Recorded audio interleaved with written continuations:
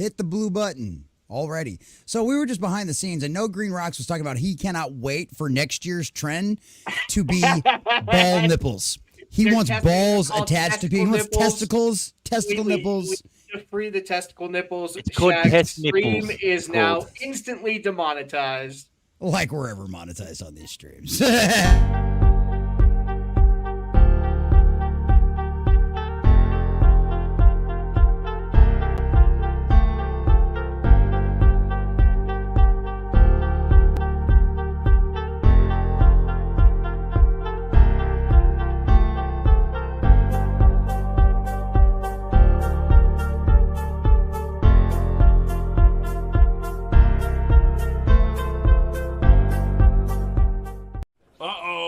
Guess what day it is? Guess what day it is? Huh?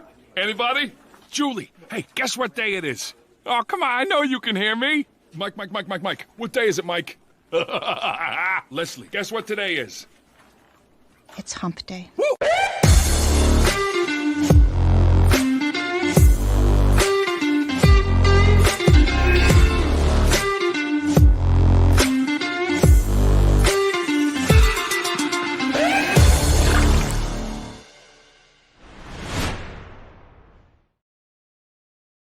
Yo, what's happening, y'all? Back for another episode of the Midweek Hump. It's Wednesday. It's Hump Day. Thursday. No, it's Shut up, Wednesday. nobody Shut up. Shut up. Nobody cares what day it is in New Jersey. Be quiet. Yeah. You're getting all this hate. My God, I can't believe just because I walk around with a hashtag free Palpatine T-shirt. This is how you're gonna treat me. Look, all I'm saying is I'm rooting for the emus at this point. All Okay, I'm actually sitting like 10% of my income. Stormtroopers were right. Mm-hmm. Yeah. And that's the show, everyone. Have a great night now. Welcome back. It's always a pleasure being here Wednesday. This week has been fucking crazy busy for me, and I barely sat down. I played a little video games this afternoon, but other than that, I've just been going between home, work, gym. So it feels good to be sitting down with friends every Wednesday. So what has everyone been up to? Our guest tonight, just so everyone knows, our guest tonight is currently doing his show, but when he finishes up, he's going to head over here. So don't worry, Hypnotic is going to come. Probably get a little bump from people when they come over. But hey man, nobody agreed to any bumps in the contract. I'm just saying. I'm all about the bumps. Come on, let's I take 2 bumps before we start. What are you talking about? Yeah. No, man. I as well like tits. What's that? I said I as well like tits. Bob's in the chat. Yeah. Well, so what's going on, everybody? Chat, it's good. Jesus, how's it going? In the chat, we got it's Courtney, Fellowship of Oddballs. First one, I think you were. Good to see you. Flatus Asphere, Flatus Asphere, Aspire.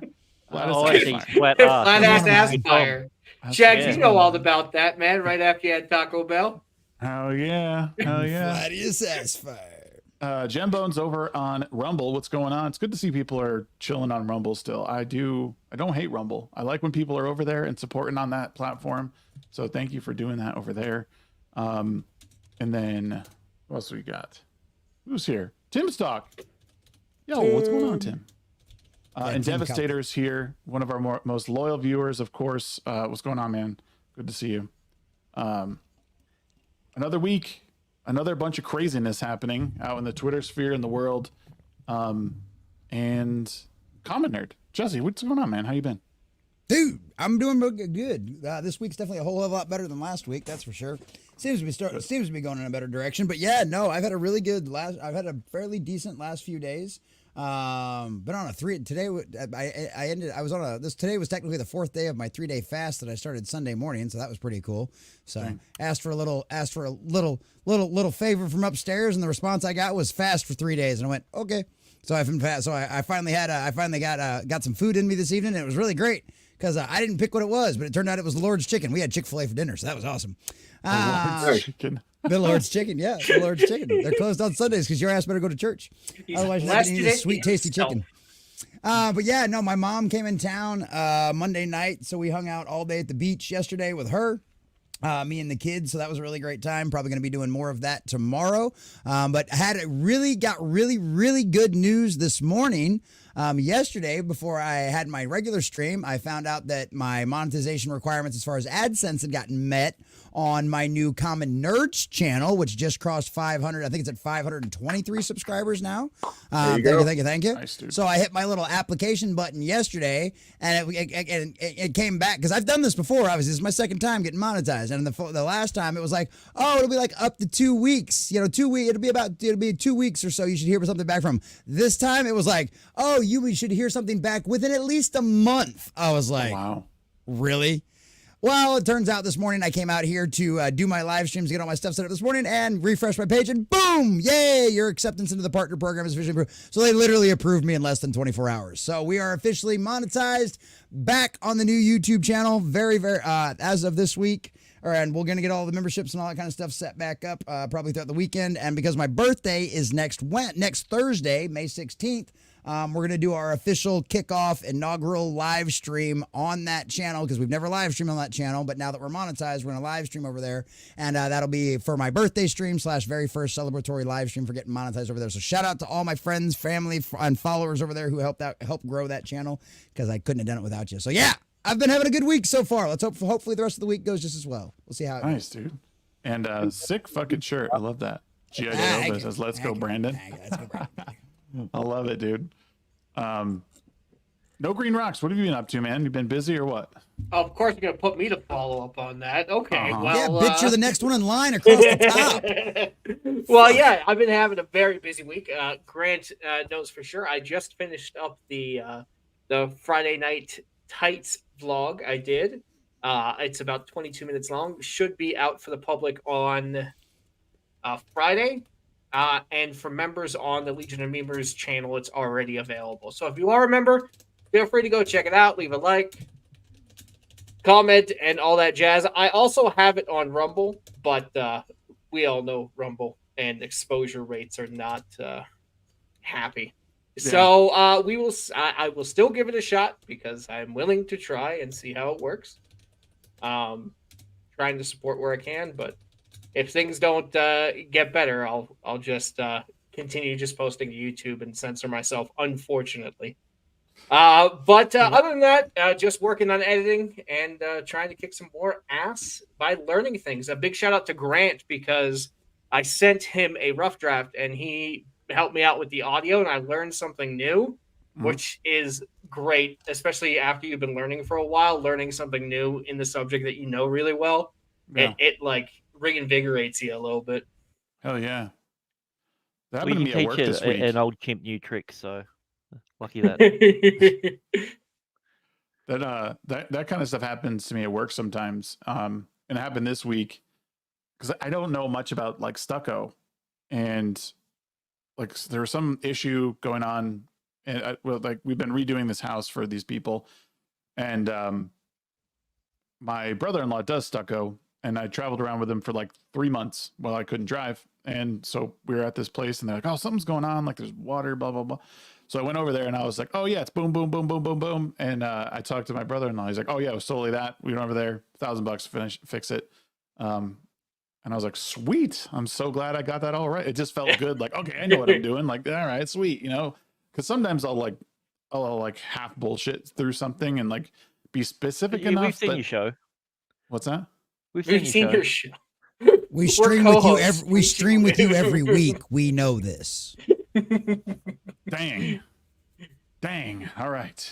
Yeah, you walk into Welcome to that the like Roast stucco wall. Shags episode. I Jesus did, man. Christ. Anywho. Is this Netflix?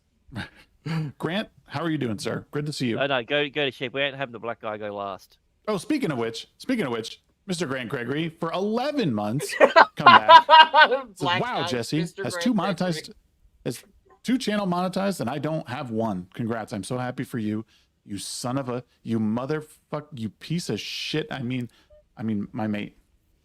First off, Grant, you do have one channel monetized. Your Rumble's monetized because everybody on Rumble's monetized from day one. So this is only my second channel getting monetized. So I'm only one ahead of you, Mr. Grant Gregory. Nah. I mean, I do have 4 other channels that are monetized, but I don't talk about those. Oh, so not only is he full of shit, but he's a liar. Well, no, if you, I'm talking about YouTube. If you're talking about Rumble, then there, I've got 4. Yeah, so there you go then. See, You have 4 Rumble channels? I've only got one YouTube channel monetized. Yeah, well, I mean, that's because you really enjoyed the banana eating and the power of potassium, but YouTube doesn't like that. You promoted too much healthy eating in the back of your videos, and they went, nope, we can't have this. Well, and clearly YouTube is homophobic. I think, Jesse, you need to do a naked yoga stream as a celebration. Yeah, Jesse's one thing. He said, "What's in my butt stream?" Because that's not going to get demonetized. That's a perfectly okay game that you can play on YouTube, and you just have to put it before it for educational purposes only. You can play it on YouTube, but apparently you do it on the bus with your friends and you get kicked off. It's ridiculous. The double standard is just ridiculous. That's why you sit in the back, motherfucker. Yeah, well, it wasn't my pal's driving, so. Oh my god. This show never ceases to amaze me. I love it because I can be the most disgusting, degenerate human being that I want to be. I'm still not as worse as I am. And not feel Keep that shit off the internet. No, come on now. I think it's best that we cleanse the world with a little debauchery, like some good debauchery, because there's what the fuck that mean? I don't know.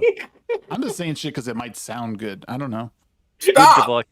He's just kind of throwing shit against the wall, hoping something fucking sticks, and it's desperately failing miserably. It won't, But because that's how the show goes. he does stucco walls, and they're full of wax, so it makes it slippery. So That's what I do every day. Like That's YouTube, right. I just throw shit at the wall. I'm hoping something catches. I think that's just what you do, right? Everyone's just throwing shit at the wall. It's what do they say? Educated guessing, right? Yeah. Has you been? I mean, we've all been on long enough to know certain things, and what to Find the do, future, what not Xavier. really to do. We're still figuring it out. But it may be throwing shit at the wall, but it comes with a lot of experience behind it. Yeah, Yeah, I there's throw a lot of fastballs, shits at the wall, like some curveballs. Like I could bend that shit, Like and put that shit when anywhere I he want. throws that shit ball, the shit just flies everywhere like a corkscrew. It's not. I prefer like the shotgun pattern. I just try to blast everything at once and just hope I hit something, and a lot of the time it works out. So The Kurt Cobain method, nice. His music, YouTube. His music. Somewhere. Yeah, it's good music. Yeah. Just blast the wall with his she music. should I'm be. not talking about She his should last be in argument prison. with Courtney Love. So Courtney Love should be in prison. Yeah. Sheep, what have you been up to, man? You been busy? Been busy at the Rippaverse or what? Of course. Oh, also, there is a link in the private chat. Go ahead and pull that up real quickly for those of you that are going to be going to Denver. I'm gonna need y'all to go ahead and go to this tweet specifically and vote on whether you like color black or purple. Well, I don't know. That's I feel kinda- like that's I made kinda shit. racist. I mean, either way, it's I don't not care. racist. Pull it up. It's both black and purple. Pull up the link. Damn it! There we go. Calm down. I'm so black I am purple. Look at them. Look at them. Look at them fancy ass shirts. Look at them Both things. of them are pretty fucking awesome, I will say. Look at them Well, things. if I go to Denver, am I going to get one? You can get one. You'll be able We to have buy them. one. In Denver. You could buy one probably. Either way, we got these fire ass fucking shirts that are gonna be that we're cooking up. The funny thing about these shirts, Eric didn't know they were being done. he found out today. My company is fucking taking a life of great. its own. Brady, get out of here. Who's the artist? Is that Igor? That's Igor. Yeah. How does he have time to do that with just having a kid and everything? That's crazy. Igor is. Have you seen that mane attached to his head? Yep. He's some level of magic. He just makes shit happen. I guarantee So, you he saw this might like be a weird baby question. urine stain and got inspired. So Sheep, is that you in the middle or Isom? That is Brandon actually. Oh, So okay, yes, I I can't saw. tell. Oh, I Wait, thought you I want sheep on my shirt. I don't. If Yeah. sheep's Yeah. on the shirt, I don't want it. Get the shirt. Just get the shirt. It doesn't matter. I'll be there. I'll autograph it if you want me to. I'll sign. This is one of those few times I'll sign nipples. Go ahead and get the shirt. right I'm gonna over say his purple. head though. It's literally 50-50. There's 152 votes, and it's literally dead even at the moment. Yeah. On the poll. That's crazy. I have 50.7, Oh, yeah. It 49.3. literally just changed then. There you go. So it's leaning more toward the black shirt. I personally mine says 50-50. I voted purple. Team purple. Then how are we losing then? I don't know. Dude, I think purple looks sick, dude. I think I like nuts. them both. Yeah, I like I mean, them yeah, both. they both look good. I can't love decide. black on shirts, but Yeah, this I prefer purple, black too, but I'd be gay for that shirt for sure. I'd I represent wish the trans there's no what do community. you on mean it. you'd be gay for the shirt? No, I mean like So he would have sex with a man as payment. He would take a shirt. We'll see about That the makes next sense. iteration about getting me on the shirt. yes, yeah. Tell Igor to get with it. Sheep, shit. I wanted to ask you, since they are doing the expo, are they gonna have any like get-togethers? You mean like during the weekend? Like, are we gonna be doing? Yeah, like after the con or something. Is there a place where, like people there a meet up meetup? or whatever? Probably. I can't guarantee anything, but except for while the doors are open, you can see everybody there. You meet up with Mike Barron, Eric, Saskas, and whatnot. But outside of it, probably. That's the best I can tell you. Oh man, That aside, right? That aside, go ahead and get your stuff for Yaira. We got some new shipping done. prices Already done. for international shipping for UK, Canada, and Australia.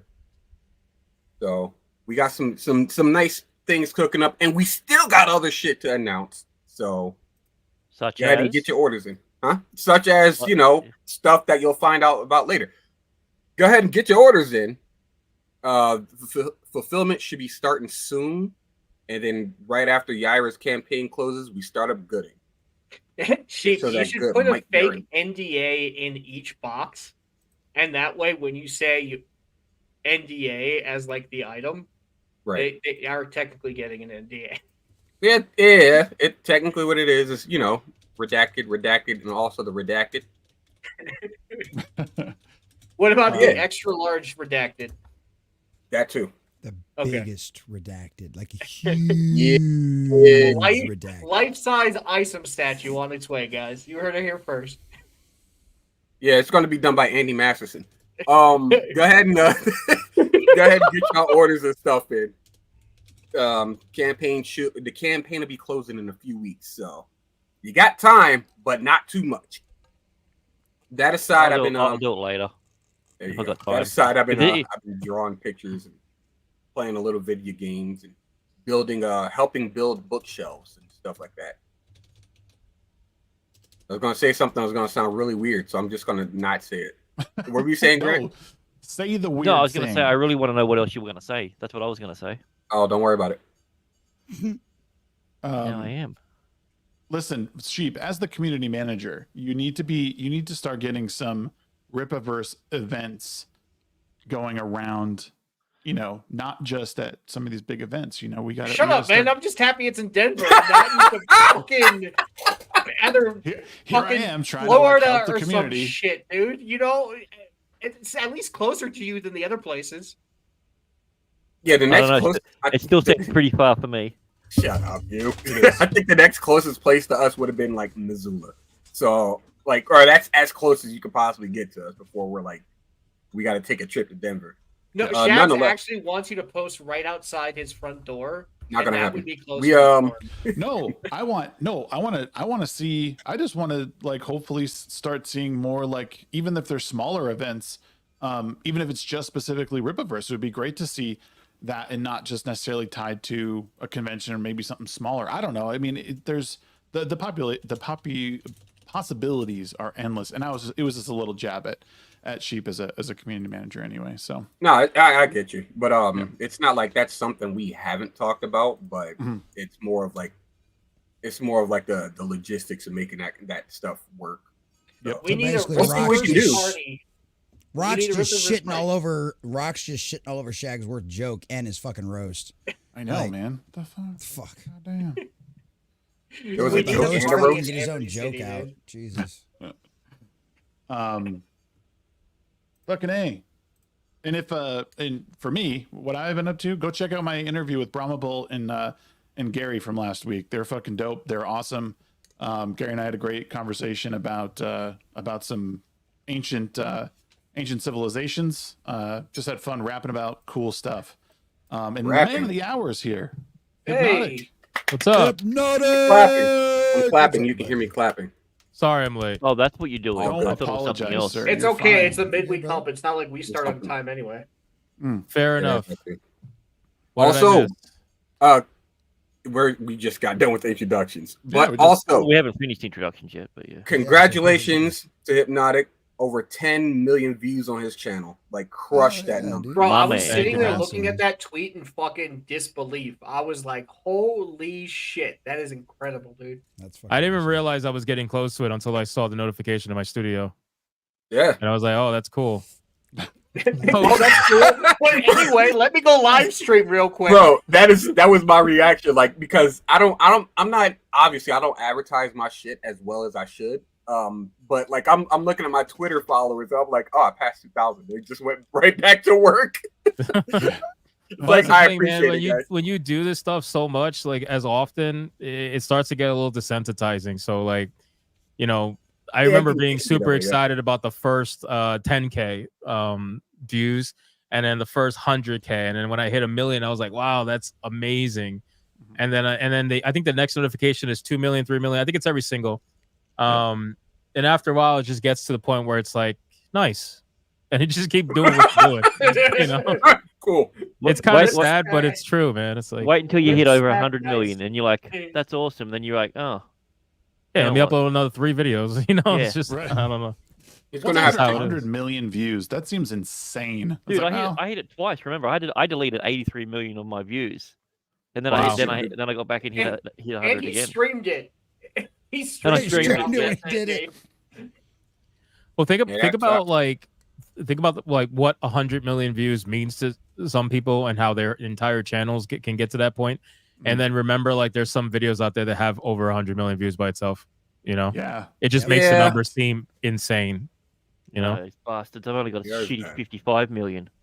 Well, and Yeah. just think about the fact too that like YouTube still isn't in like it's still like just it's mostly Western civilization that has access to it all the time. Imagine as technology spreads farther, it's like the whole like this. Casey Neistat, right, used to be like the fucking king dingaling of like vlogging and stuff like that. He was He's like the very OG good guy at that it, did yeah. it. Right, he was very good at it. He also had the equipment to be very good at it as well. That's true. But the yeah. other thing about it was like it was like 3 or 4 years ago. The guy was like, you know, there's really no point in starting a YouTube channel anymore. There's no really way to grow. There's no, you know, you're not going to do it anymore. It's like there's just everything's kind of hit a cap on YouTube and it's not going to go anywhere any farther. Da, da, da, da. And I'm like, that is the most arrogant, like asshole opinion to ever have because the platform's grown like 3 times its size just in the last few years. Like that's just Yeah, but he stopped obtuse. becoming relevant. That was the problem. yeah. People get angry. he's speaking and mad. from his own point of view too. You know, and you got to remember too, Casey Neistat, he heavily slowed down. Like if his growth stopped, it was because of him. You know, and also you got to keep in mind too, he grew at a time where vlogs that was the thing to watch on YouTube. You know, like that was the content back then. It still is now for certain you know, I guess I don't know what to call them, but like certain content, it definitely is top tier. Like family vlogs are huge. I know that. Yeah. But yeah, Casey Neistat's his style of vlogs. He used to be the only ones that was doing it, right? Like the highly edited, super. He had a great editor. professional. Yeah. Yeah. His editor was phenomenal, and the guy that he learned how to do all the stuff on camera taught him because he made sure everything was symmetrical. He used the rule of 9 very well. But that was only because he happened to run into a guy that saw him in a line and said, "You need to fix this for your videos," and then before you knew it, he blew up. Yeah, because no one was doing it. But then he Well, was political. that's why I recommend always talking to other creators when you can. You never know what kind of information they'll pass on to you that you didn't know yesterday. Well, if you can't watch that or you can't talk to them, like I was talking to Gary about this, like watch other creators, like is one of the more like important things you can do because most people, like a lot of times you can't talk to, especially the big ones. But if you watch enough of what they're doing, especially the ones that you're trying to emulate in some way, you'll pick up like the things that they do well that maybe you don't do well. And and that's kind of how I approach it a lot of times. I'll just put something on the background of people that I like kind of going for. Like this is going to sound stupid. I listen to a lot of Joe Rogan because I want to do a lot of one-on-one Yeah, I bet you do. podcasting. But I also listen to other people too, obviously. But Is that why you say the N-word so much? Yeah, exactly. Something N-word ayahuasca. But yeah, I mean, I just think, I mean, you got to look at those and look at other people and what they're doing, and kind of see what works, what doesn't, and then things that you're capable of or not capable of. Yeah, I do think there is a small bit of truth to, like, I mean, there's an oversaturation on YouTube to an extent where, like, it can be difficult to grow in ways that it wasn't, like, it was easier back then. It might be a little bit more difficult in some niches, but it's certain, like, there's still so many people popping up on YouTube. But it is People possible. growing. I mean, look at Hypnotic, dude. We're looking at we're looking at it through a retrospective lens. That's the problem. It was harder to grow back then. There was less people, less eyeballs on it. The algorithm didn't have trends in mind. The difference is because we know what works now. To say it was way harder to do it back then. Now overnight you can have a channel that has no subs and put out one video and then have 100 million views on that video. You could do that. It is possible. Most likely not going to happen, but it definitely is possible. Well, most of the channels that hit the million sub mark, I think it was like 82% of them are channels that are less than a year old. Mm-hmm. Oh yeah. Wow, nice. That's what I'm saying. Like it's great. Like now, if you want to do a YouTube channel, now's the time to do it because they're trying to push new people consistently. Yeah. Well, they also say there's people say there's oversaturation. I just feel like there's an oversaturation of bad content. Yeah, like that's like a lot of the saturation comes from people, because it's easy to start up a YouTube channel. Anybody could do it. That's the draw to it, right? And a lot of people do it. They start it up, and eventually what ends up happening is, most people don't know how to be their own biggest fan until someone else is your biggest fan. Mm-hmm. So, and that's kind of like what you have to do when you're starting off on YouTube. I streamed to like 5 viewers once. I remember that. Like, I remember doing videos and getting 10 views. You know what I'm saying? Like, I remember that. But I just kept telling myself, just do it. Never miss a day. I don't think I did. And eventually it happens, and consistency is the key. And that's where a lot of people fail. So unfortunately, there's a lot more accounts being made than there are accounts succeeding. That's what you really got to break through. Once you break through that initial standard of like, okay, you're kind of in the mix of all the initial created accounts. Once you break past that, which I think for most people is probably 10K subs, once you break past that, you kind of then start to create your own thing. And then, if you keep going, usually good things will happen. Yeah, it's very true. I mean, it is a grind too, and I think that's what so many people forget when they try to start a YouTube channel is they think they're going to be that overnight success. Everybody thinks they're going to be an overnight. Well, not everybody. Some of us are smart enough to know that that's a fucking dumb thing to think about. Yeah. But like a lot of these people get into it thinking they're going to be some overnight success, and then don't have the drive to stick with it when they don't have the, when it doesn't happen in a week or a month, or where some of us have been at. Some of us like you and me, Hypnotic, we've been at it for years now. And just going at it every day and keep pushing back at it and everything else. And yeah, I'm just super blown away by everybody's success and how well everybody's doing. But you guys everybody puts in the work. It takes the effort to do that. So yeah, I love it. There is hold on real quick. Kedden B came back with 5 months membership. I do want to say thank you. Said you that Mercante doesn't well, hold on. You hear? Holy shit! I think he meant to say you hear that. Oh, yeah, you hear that? You hear that? Mercante doesn't have Kotaku listed in her bio. Emo's still there, but nowhere else. Might be gone, but I don't know. Look up Smash JT's post. That would be funny as hell. I just talked about that on my stream. Yeah, apparently, senior editor at Kotaku's gone. Now she's senior editor at Byline. I don't know. I forgot already. But going by. Yeah. There you go. But I don't know enough about it to say whether it's true or not. But I looked up the website. It's like a political-based news organization, so I wouldn't be surprised considering her love for activism. I was about to say radical left. Gotcha. Yeah, I was trying to put it, in a more rounded way. But yeah, you're right. So yeah, I would not be surprised if that's the case. But like I said, it's too soon, and she could be, This is the kind of person who will troll you to the end of time. She could be trolling. She could have deleted it just to get people talking about her, especially since she still has the email in her bio. She might be stupid enough to leave that up You never know. She seems like she would be not. She doesn't seem like a very bright person, like from what I've seen. So. Oh, but I think she is. Yeah, I was about to say I wouldn't even take that kind of credit from her because like there have been multiple times that I just see her pop up just because she did something, and I'm like, well, it looks like she's keeping herself in the eye of the public. So whatever she's doing it correctly. Yeah, I think she's a very manipulative person. Go ahead, sorry. No, you're good. No, I was just gonna say that's like the game though. It's like don't be serious about anything, just like be inflammatory and be kind of a dumbass. Like, yeah, she might be bright, but she's like knowing how to play the game to stay relevant, whatever that even means, for Twitter. And real quick, I did want to say thank you, Levistro, for re-upping your membership.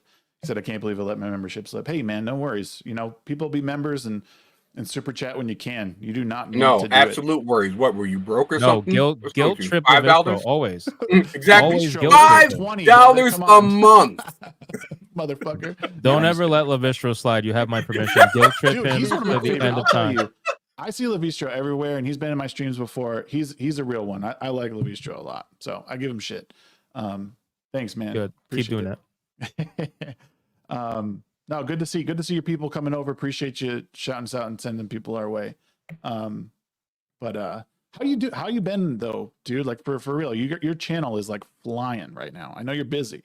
Are you experiencing like do you ever experience any burnout, or like are you just like it's just autopilot at this point? Are you going? It's autopilot. Like I don't really get. No, man, because like I don't know. Like in my like I told Gooch this when he interviewed me on his channel, and he asked me the same question. I'm like, it's really not burnout, man, because I think of it from a overarching standpoint, right? I think of it like I have done so much other things for so much less, right? Like I've done so many other jobs when I was younger for so much less money, for so much more time. Like, I don't know if you want to call it thankful. I don't know if you want to call it appreciative. Maybe there's a word in there for it. Mm-hmm. But I think what it is like for me, especially now that thankfully I'm in a place where I'm able to hire my own editor. Yeah. It has really gotten to the point where it's just a machine, right? Like right now, I film my 3 videos prior to the stream. I spend a couple of hours a day prepping for the stream, getting stories, getting involved and everything like that. I stream for 2 hours a day. Really, I'm working like 4 or 5 hours a day. You know what I mean? Maybe 6. Because I don't count like being on Twitter and trolling the internet as like, work, even though like it technically could be if you really want to think about it. Yeah. But it's not. So I'm just thankful, man. Like I come from a, working like 12, 14-hour days, 6 days a week, not including travel. Like that's just like what I'm used to. So for me, this is, it's a grind. Don't get me wrong, but it's a grind that I'm thankful to have. And I appreciate it. So it's very easy for me to keep up. I'm not trying to like downplay it. Don't get me wrong, it's hard, but like it's something that I've gotten down to a science. You know what I mean? Like I wasn't always like this in the beginning. I was always consistent, but I would dabble between 1 video a day, 2 video a day, 3 video a day, and when I was working full time, I was doing less videos, but I did that so that I could stay consistent, so that I didn't miss a day. I could have did 3 videos, but I probably would have burnt out at some point. So now where I'm at, no, I don't burn out. It's just a machine. Well, now you got I love your manga stuff that you were putting up. So like that, you have another thing you work on. How's that? I don't mean for this to be an interview, but just asking a question. Look, I'm all about talk about manga. As we all know, I'm working on my own by myself. I'm killing myself in the process. But how's that going for you, man? Yeah. Talk about you. It's going good. The manga channel, unfortunately, I can't dedicate the amount of time I would like to, just because the main channel takes precedence. But what I do with the manga channel is I try to do shorts. That way I can kind of get more content out there easier, instead of trying to do a main video every day, because I know I'm just not going to be able to do it on that channel, unfortunately. So I try to do a short every day just to get something out there. Surprisingly, they work fairly well. But you guys know, like, shorts aren't the same as main videos. They don't really like hold the same audience, so to speak. Yeah, they don't. Yeah, so I can vouch for that. Do they not count? I don't think they count the same way the videos do either. It does, but like it's not. You need way more of it. So like to get monetized on that channel, you would need 4,000 hours of watch time on main videos, or you would need like 3 million, I think, or something like that on shorts. You need 3 million shorts every 90 days to Yeah. maintain. God damn. It's totally different. But the good thing about that is that that kind of content with the manga stuff allows me to stay active on TikTok and Instagram. So I just kind of triple dip on that. So for one video, I get 3 platforms. So I find that to be a win. But honestly, like my clips channel is doing a lot better. I don't know why that channel is doing so well, but it is. I just started that a clips channel for my streams, and that thing is it passed my manga channel already in like 2 weeks. Are you just like throwing clips up there and not really promoting it, and people are just catching on from algorithm? Yeah. Or, yeah. The only promotion it gets is in my Discord. It's auto post. That's basically it. Like I literally I got that channel down to 2 videos a day. That's what I'm paying for right now. So 2 videos a day, 7 days a week. And my editor just goes in after the stream, clips them, and throws it up there, and I just uploaded everything. That's so sick, man. I'm proud of you, man. Like seeing where you were and now what like you like this, we'll call it a meteoric rise, because you're doing it, man. Like it's great. It's great to see good people succeed and love what they do, and you could see the passion, your hard work, the quality, like it's all there. So like, and your community is fucking awesome. Like they're good people. They're wild, every time. Yeah. So and real quick too, Future Boy came through with 5 gifted Shagsworth memberships. Nice. Appreciate you, brother. Big money. Awesome, dude. Future Boy's been hanging around too. I think you've sent him over here before, and he stuck around. So good crossover. Yeah, he's community. He's awesome. Yeah, much better than past boy. He's always looking forward. Present boy. Yeah, right. He's always just like there, always but looking he's ahead. Mm-hmm. But in terms of just like to answer your question really quick, in terms of the manga stuff, yeah, it's doing well. I mean, people seem to like the collection. I mean, it's fairly obnoxious at this point. Like I'm redoing my studio right now, trying to get more space so I can get more books. Because Nice. I set out a goal to try to pass 2,000 books before the end of the year. Damn. Good grief. I'm at I think 1,100 right now, so I'm trying to. And you've read every single one? No, I'm trying. Come on. Don't get it. I'm trying, but no, it's a lot. Manga, I mean, manga collection. Oh, you go. I was about to say, just make a joke saying manga. Having a manga collection is much like a Steam account. You got a whole bunch of shit that you forgot you had. Good backlog. Like Now, what level do you become a sage? That's my question. You die first. You die first. That's what. You die a virgin. That's how it happens. Yeah. No. I definitely try to read as much as I can. Obviously, I'm reading The Promised Neverland right now. That one's got me hooked pretty good. And what I'll do is I'll read a series, and then after I read a series, I'll do some singles, and then after the singles, I'll jump into another series because I don't want to do series after series too much. Yeah. Yeah. So I just finished getting rid of. I just read Bleach in like 2 weeks. I got 74 books in 2 weeks. That's a lot of fucking reading. Yeah, I try to read like 3 a day. I'll read usually. What was that? 3 a day? Yeah. What? Yeah, I mainly just look at the pictures and just make the story up in my head. Yeah, 3 a day. No, I do. I read 3 a day. Normally what I do is I'll read 1 during the day, early on when I have a little downtime, and then at night after my stream, normally when I'm hanging out with the guys in Discord, I'll read 2, sometimes 3 if I'm fast enough. But the benefit to Bleach is that Kubo is so much of an art whore that his panels are super huge. So you can kind of fly through a book really quick. Yeah. The text is very easy to go through. Like it's not like Death Note, right? If you're trying to speed read Death Note, I mean, you gotta hurt yourself. There's so many inner monologues. It's impossible. Like they'll showcase Light going, like he'll take 1 step and the whole inner monologue for 5 pages, and then take another step, and then inner monologue for like another 3 pages.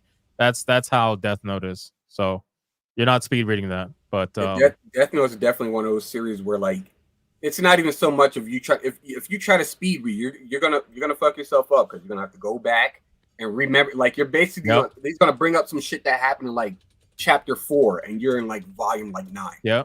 And then I think he's the mangaka that kind of insults you about it too. I don't remember, is that or it's probably My Hero, where he'll bring up what happened in 3 books prior, and then assume you forgot, and then put it in the panel like somewhere like very tiny, showcasing that's those guys. I forgot their name.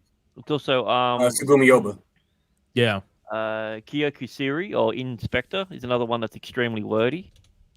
It's basically one little picture and then it's like a novel above it. It's ridiculous. You've noticed when you read that one, yeah. It's a novel with a few pictures. Yeah. Well, I think no one's read a book. They're all still doing it. That's how wordy it is.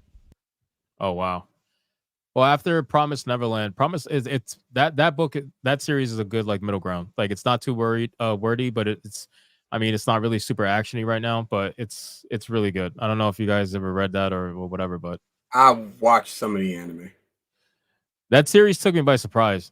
Oh yeah. And I think that's why I'm so hooked, because I went into it thinking it was going to be some sort of like Peter Pan RPG adventure. And I'm like, this is going to be great. Dark. I can't wait for this wholesome story.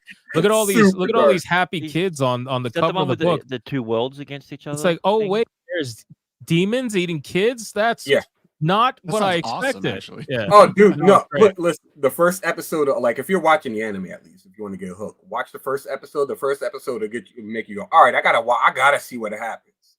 I couldn't believe it. I was completely like floored, and I think that's why I like it so much, because I had my guard down. I really thought I was gonna read like a wholesome adventure story, and instead I got some like, hey, we're farming kids for food kind of story, and I'm like, oh, cool. This is not what I expected, but I'm reading it. So Great. Now I'm hungry. Lovely. Yeah. Anyway, sorry. Continue. So I got a question for you. Do you actually own that jacket that your avatar has? No, I wish. Dude, I'm trying to get it. Bro. I'm trying to get it made. It's just difficult, but I want to definitely get it done. I know people, but I have to remind myself to let them know that I kind of want a jacket done for my guy. I know people that are probably listening. Hold on. No, I know people, but I don't speak Chinese to be able to get the sweatshop to do it. It's this jacket here. I would love to get this made as a hoodie. Oh, that jacket, that's nice. Yep. The collar's kind of like the cincher, because it's kind of like a pop collar, but it's not like a full collar. So it takes some some work to get it to hold. Nonetheless, I want to get this made. I'll talk about it with some people. Yeah, Hypnotic, yours would be sick to get that custom made and like show up to I like that hood. to conventions and shit. That would be so dope. Yeah. Hood, that's kind of. I mean, it's literally just like a massive target on the back. Yeah. Is there braces on both arms or just the one? It's just one. Just one. Okay. He's got a power glove on. Are you? I mean, you could put black mesh over it too, so you don't even have to show your face. True. Not like me with a mask is all the way up against. But I could barely stream for 30 minutes without getting like annoyed with the outfit on. So I don't think I would last at a con surrounded by people and body heat and stuff. Are you like, if you go to cons, are you like, if you're not revealing who you are you not showing your identity? Like, are you staying basically anonymous? I'm just not going. Like the thing is, this is like, I've had this conversation with so many people, and this is the one big regret that I have doing YouTube in this manner. Because when I first thought of this, I wanted to do it something super different, something weird, something never, something I thought was never before seen. Obviously, I didn't know Doomcock existed until after I did it. But I wanted to do something that was really weird and different, and not just be another commentator. Not that that's anything wrong with that. I just wanted to be different. And unfortunately, now the channel is so big. I mean, it's not really that big, but like, it's big enough that now I feel like I can't go back. And now that I can't go back, I'm kind of stuck in that like VTuber thing where people are like, "Oh, you just go incognito." I'm like, well, that it doesn't matter. Like, that kind of defeats the purpose of an anonymous channel, like a faceless channel. You know what I mean? Otherwise, I'll just be on camera. So up until the point I face reveal, I probably will not go to a con, which sucks because I really would want to. I've said that many times, that I definitely would want to. Part of me wants to troll and go without saying anything and just like record stuff and post it later without anybody knowing that I was there. Oh, speaking of trolling and you shit should like do that. You should do that. That would be awesome. That's definitely a unique perspective. What's the guy's name? Was it Bryan Cranston that played Walter White? Yeah, he went as Walter White. No, I didn't go as Walter White, but when I was he lived did. in Atlanta. Oh, he did. Yeah, makes sense. But when I when I lived in Atlanta, I went to, I think it was Anime Week in Atlanta. It might have been like 2016, 2017. This guy's just Bryan Cranston just sitting in the courtroom, or not the courtroom, but the food court, just eating. And like me and my buddies at the time, we were looking. I was like, that Walter White? And he gets up and walks out, and he's just like, bro, that was Walter White. He didn't say shit. Yeah, a lot of celebrities are like that, man. They will try to go incognito to some extent. Yeah. But yeah, for me, it's just it would kind of defeat the purpose. You know what I mean? Plus, I wouldn't want to go unless I could get involved to some extent. Yeah, you know? I get that. So, plus, a lot of people are saying my voice is pretty easily recognizable. So, you know, aside from the fact that people think I'm drunk 3PO for some reason, I don't know why that's a thing. You clearly speak faster than he does. Yeah, I do. I think it was in the beginning when I was speaking. So, I don't know. I have no idea. That was weird. Everybody thought I was like Drunk 3PO's alt channel that kept saying his channel was dead, so that he made mine. I love that. Hypnotic is just radical 3PO. Yeah, that's really what it is. Headcanon accepted. That's really what it is. Radical 3PO. So Gina Carano, Hypnotic. Go. Oh, you know what? That's how you make your introduction to my manga. It just so happens Drunk 3PO is just some regular ass dude who's clumsy as hell. And then he pulls like a full Superman move, just turns into Hypnotic. Listen, and it's weird, Future Boy. I can do whatever I want on my motherfucking channel. You go back to the future and leave me alone. Oh, you gifted memberships, nice. Yeah, they just started allowing that, didn't they? That wasn't always allowed, right? Yeah, I don't know. Yeah, it's kind of weird. Memberships to our own channels. Yeah. They started at like about a month and a half, maybe 2 months ago, something like that. Yeah, I don't remember that being a thing. And just because I can, it's gonna do another 5. Watch. Bang. Here he goes. Let's go. Don't highlight yourself. You. I didn't highlight myself. I'm just, okay, good. Yeah. In all fairness, if you wanted to show up, you would have doubled it. Yeah, that's true. Yeah. See, I doubled the 5, so it's 10. There you go, guys. I'll double. You know what it is? It's Future Boy wanting to give the memberships, and you're taking that away from him. That's what it is. You're taking everything he's worked for, motherfucker. What a Gooch. See, that's what you come to the stream, Hypnotic. We just start raining gifts on everybody. You bring your community. That's what happens. Yeah, the amount of griff comments I get, it's fantastic. I gotta say. You dirty beard person. And we can say that because we were when we were in Vegas, he was getting ranch and shit in his mustache. Oh, dude, yes, nice. Yeah, bro, you're drinking from a bottle and still getting ranch in the mustache. Yeah, nice. Like you literally all that's in the tip of that thing is this itty bitty little hole, and somehow you were still able to squirt it all over your face. It wasn't all phrasing. Natural experience. Phrasing. Yeah. Oh no, trust me, it's all intentional. Never again am I doing that. Never. Your beard is bigger than mine. I don't believe it. Shagsworth's nickname in Vegas was the Target. The Target. It's the Target. For sure. Yeah, hit that like button, guys. Let's see what we can do. We also they shared it earlier. Sonia had shared the link to the Midweek Hump channel. So we're trying to build a totally separate channel for this show.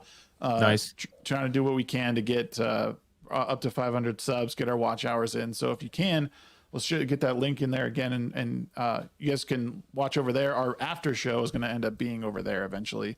Along with that's cool. Along with Rumble. Yeah. So head over there. Definitely subscribe. Go ahead and subscribe. Get them views in. Yeah, do that shit. You put the Legion link in there. No. What? Uh-oh. Who did? Oh, you use the link? I don't mind for the follow. Please do follow. Follow the Legion of Follow Memers, the though, too. Legion. Please do follow. And if you are a member right now, you can get exclusive viewing on the newest vlog, which I made. I'm very proud of. So check it out. If you're not a member, it'll be ready on Friday. Oh, we're just doing promotions now. Oh all no, right, I was follow me right on there Twitter. in front of me, Sheep. What do you expect me not to do? All right, everybody, follow me on Twitter at Alyssa_Merc. Oh, for sure. You can follow my to OnlyFans. Celebrate the new job. I'm working as senior editor at something. That's something. That's great. Okay, I have a question for you guys because I haven't. So this, I'll be completely honest. What I didn't follow over the past couple of weeks is what the censorship shit with Stellar Blade. What are people? Oh, okay. What are people upset about? With So don't yell at me though, Jesse. Just let me know what happened. Yell at him. Yell at me. Yell at him, but say it at me. Okay. So I pretend I pretend I'm angry at a black man. That should be easy. There you go. Easy. No, so essentially Mexicans taking everyone's jobs now. God, even the black man. We do what we have to do. We do what we have to do to get by, man. I'm just a poor, broke YouTuber trying to make a living. Finally got monetized again. So, all that kind of stuff. But nice. No, Congrats. Thank you, Hypnotic. Thank you, brother. Yeah, that just happened. Success all around. I love it. Absolutely. But yeah, so Stellar Blade advertised certain costumes, right? Certain outfits that you could gain throughout the game by completing certain accomplishments and stuff like that, right? Well, some of those got censored. Some of that you could relate. Basically, it came down to Sony forced the company's hand on a few things, is what it sounds like. They basically, some of the more you could argue that they're risque. None of us would argue that they're risque. It's a fucking video game for the love of heaven. You know what I mean? Yeah, and like one of them they had was like a top that had like a much lower cut. And what they ended up doing is basically putting like a tank top underneath it, so that way instead of having like plunging cleavage, it just shows like half boob top. Well, the funny thing about that outfit is, I think it was just like a front piece, because on the back of it, it was still that deep cutout. Mm. So it's like they just put black, I guess like assets or whatever, just over those cuts specifically. Yeah. Long story short, Sony made a game cover up some titties. People got upset. They boycotted it. Grum's got some death threats, became a complete bitch about it, and then cried on Twitter. People had to go with him about stuff. There's one specific thing that you guys will... Anyway, go ahead. Oh, I was about to say, I think the whole like the censorship bit that was on was it with the dev team or the CEO or whatever. He said that's something he planned on having done. Something like that. The CEO of Sony was saying no, not a Sony, of Shift Up. The issue that people are leaving out is that it's not about them censoring the game in particular, because I mean, listen, they've done this how many times now? It's about the fact that the developer made a post specifically saying that the game will be released uncensored in all countries. That is the reason why people are feeling extra salty about this one, because they made that post and everybody acknowledges that they made that post for a reason. Because Shift Up knows what the discourse was here in the West. Okay, that you had them talking about it. You had Maxim Korea even making fun of it and making fun of Western gamers and how they want they think Eve is unrealistic or whatever the case. They were making fun of all of it. So they knew the discourse that was happening in the West, and they specifically made this post about the game being uncensored in all countries, and that was a big deal for a lot of people, because that was kind of like the icing on the cake that was already being made for the past few weeks prior, where they were showcasing how Eve is going to be standard beauty, let's just say, how the outfits were going to be a little risque, some of them not, some of them are. And just overall, I mean, the combat looked good. Like everything, they were hitting all the right points. And then they topped that cake off with, oh, by the way, it's going to be uncensored everywhere. So you're going to get the same experience no matter where you are. Have fun. And then what ended up happening was that wasn't the case. People only found out because of the hard R thing. I'm sure they were going to find out eventually, but people found out because of the hard R censorship, where that whole drama that was like manufactured by Kotaku or whatever. They censored the graffiti, and then when they censored the graffiti, that made people want to dig deeper, and then they found out, oh, by the way, the outfits are censored too. Here's your comparisons. Now, people feel like it's censorship for a multitude of different reasons, and I'll stop talking after this. You're the guest. Yeah, well, I know.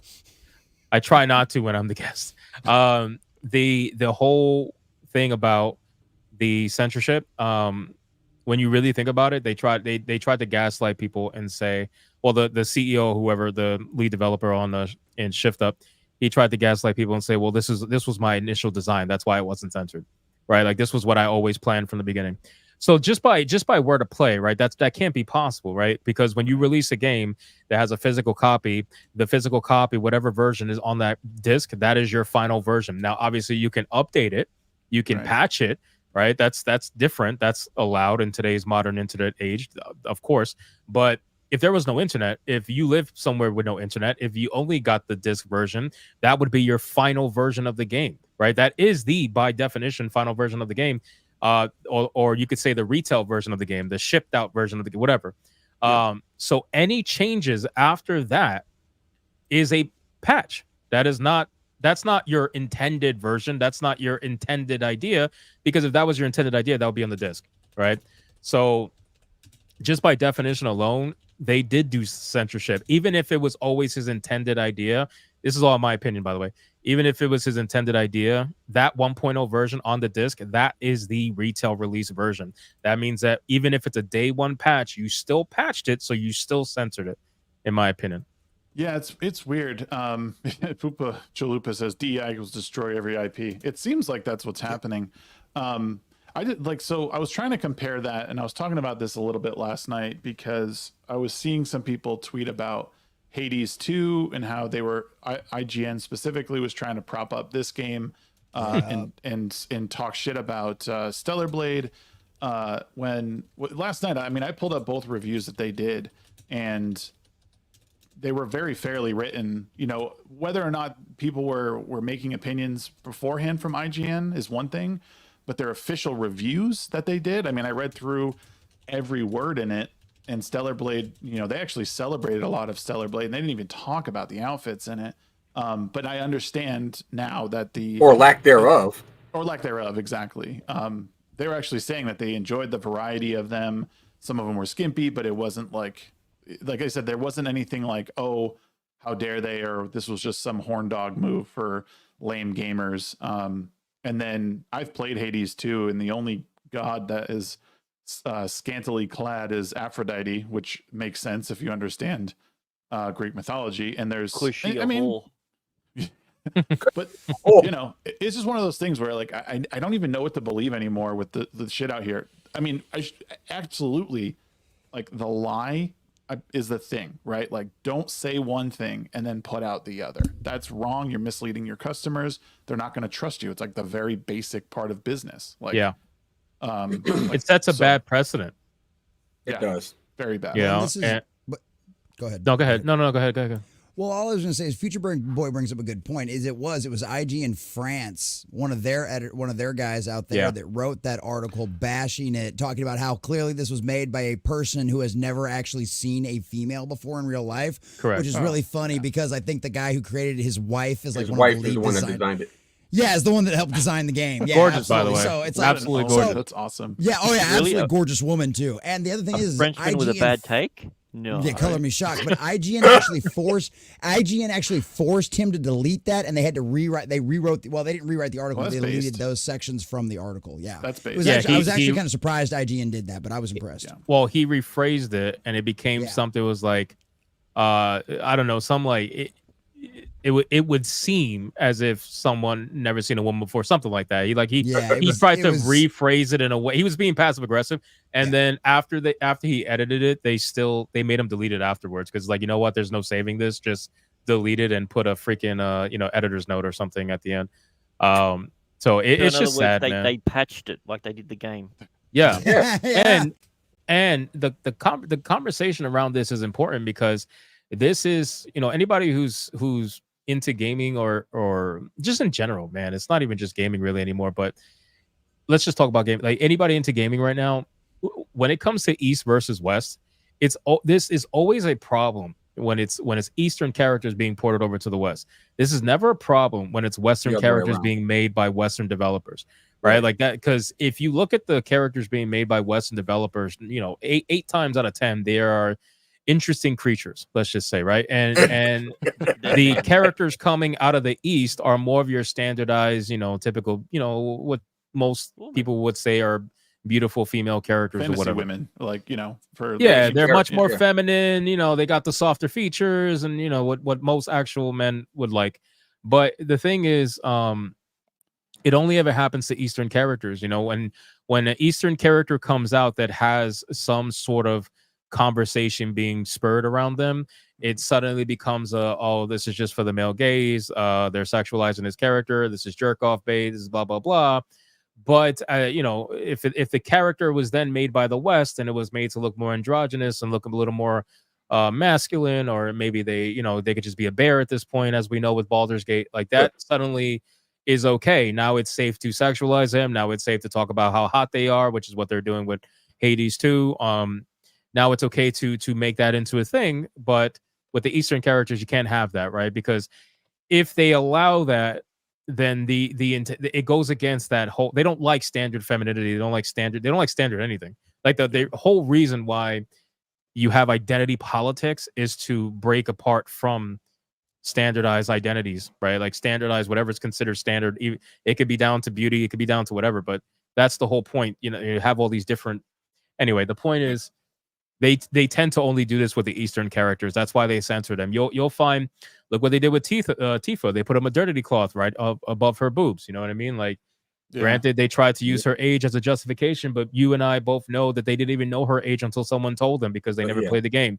Right. You know, her age is never even mentioned in the game. It's only mentioned in the books that came with the original first version of the game. So I know for a fact that most people didn't know her age up until that point, but once they found out, they used it to justify censorship. It's all the same. It's all the same BS. Because they fetishize Eastern culture. That's the problem. That's why their first. That's why it's always their first thought, is because that's what they do themselves.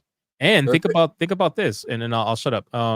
The Eve and Tifa got the same exact kind of censorship, right? So like they didn't change the outfit necessarily. All they did was they patched it, right? So wherever the cleavage is at, they put that little maternity cloth thing, you know, for modern audiences, and they covered up the cleavage and they sent them on their way, right? They don't do that with Western characters. Did they do that to Aphrodite, who damn near like the cleavage is all the way down to her lower stomach, like the cut is that low? Did they do that to her? No, they kept that shit all out. I wish they did it to Abby. Huh? I wish they did it to Abby. I wish they didn't even use Abby, but I mean, here we are. You know, like I'm at. That's where I am. He's a handsome woman. Leave him alone. He is a handsome woman. He definitely is. So that's the conversation, you know, and that's why, you know, as a fan of Eastern content, I noticed that hypocrisy, and a lot of people are talking about that more and more and catching on to that fact. You know, that's why they can't outright completely lie. So when you read their reviews, they'll pretend to praise the game, but then they'll usually, when it comes to talking about character design or personality character, or they'll say it's bland. I think IGN said it was bland, boring. They thought the world design was a little boring or something like that. Yeah, but they did. So the one thing I will appreciate about the review was they talked about the director of the game and how he basically said, I'm not a storyteller. And that's what he used to justify his criticism of the characters being what he thought was blander than he would have liked. That he didn't really care about, like, it didn't seem like we were meant to care about Eve, and then the story beats were pretty predictable. That was you could levy criticism against that because he seemed to really, really not like the story, but he also celebrated the part of the game that really mattered to people, which was the combat. And I think that's why people were gravitating to it being like game of the year, was like the combat was so cool. Like they took something like Sekiro and they made it even better. Like there was so many different ways that you could fight, and it wasn't just about running away. Like you had to parry, or it encouraged the parries or the dodges or whatever it was. That was my takeaway from it. Anyway. And people are sitting here praising Celebrated as game of the year, and I'm over here like, but Power World let you have human slaves from day one, and they did so many patches and kept that shit. How is that not the most base game of this year? Right. Well, and you know what? I don't know. I'm still a diver, so I think that's probably the best game of the year. What's really funny about the whole Stellar Blade situation too is one of the things that I found the craziest is, guess who was the voice of reason in all of this? The gamer? Variety. Oh yeah, that's right. Variety did put out that one article. So Variety wrote this article. This is the first time I've ever seen a game review from Variety, right? So Hollywood must obviously be getting really, really boring, and they don't have anything to cover there anymore. But this chick nailed it. This chick from Variety. So I think I had Variety's review and like gamer.com's review or something like that. I had them up side by side. Yeah. And the Variety article, written by a woman, mind you, and the Gamer article with the name, I wasn't entirely sure. But the Variety article was written by a woman. She starts off by saying how attractive and curvaceous Eve is, and that, yes, guess what? Sex sells. She literally says that in the article, is that sex sells. Since day She one. also, yep, she also talks about... Well, she also talks about how how much she enjoyed the combat was, and how it felt like very similar, almost in like a very similar Souls vein, like the way you had to understand how the combat worked and the patterns and all that kind of stuff. Whereas the gamer, yeah, excuse me. Well, and the opposite was the gamer was the direct opposite. They were whining and complaining about the parrying system and about how they couldn't figure it out and how it was too hard and yada, yada, yada. And then, of course, they talked about the controversy over how hot she was and all of this other nonsense. And it was like, that just Variety, boys and girls. Variety was the voice of reason in the Stellar Blade controversy. This is the wildest timeline ever. I love it. That's the benefit of being a normie. Like, you look at Variety, who doesn't cover video games, stepping into a space and going, "Oh, I enjoy this." They don't have that skewed, obviously like unnecessary political lean to where they think they have to say the thing that will keep them in the good graces. No, just say report the journalism part. That's it. Modern gaming, the new thing is stretch mark sells. That's what Western gaming companies developers are going for. I think you're right, Booba Chalupa.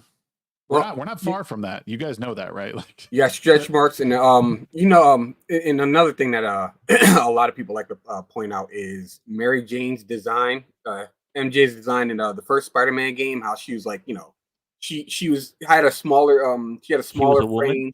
She was a woman. She had like a more rounded jawline and very feminine features. And then in part 2, she looked like a swamp. She looked like the mask the person who had like remember that movie with Cher? Bro. It looked like that guy. Yeah. She looks like she plays fetch with sticks in the backyard.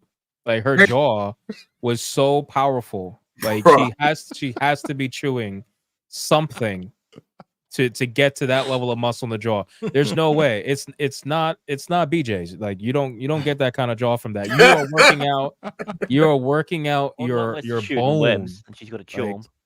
No, man. She plays fetch with Spider-Man for sure. She's doing workouts with Brie Larson, and they getting punched in their face by Thanos. That's what it was. Hey, real quick, without a doubt. Real quick, No Green Rocks is about to turn into a pumpkin, so we gotta let him go.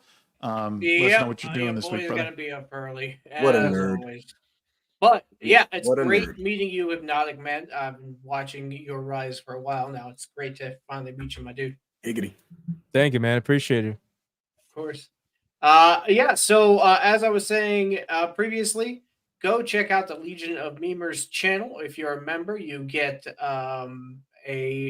what do you say, a pre-screening, or you get early access. You get early access to the Friday Night Tights vlog I made. For everybody else, it'll be ready at 12 p.m. or 12 a.m. Mountain Time on Friday, and on Rumble it'll be ready at 11:30. So if you guys are following us on Rumble, you can watch that whole thing early. I hope you enjoy. I enjoyed making it. I enjoyed being around everybody.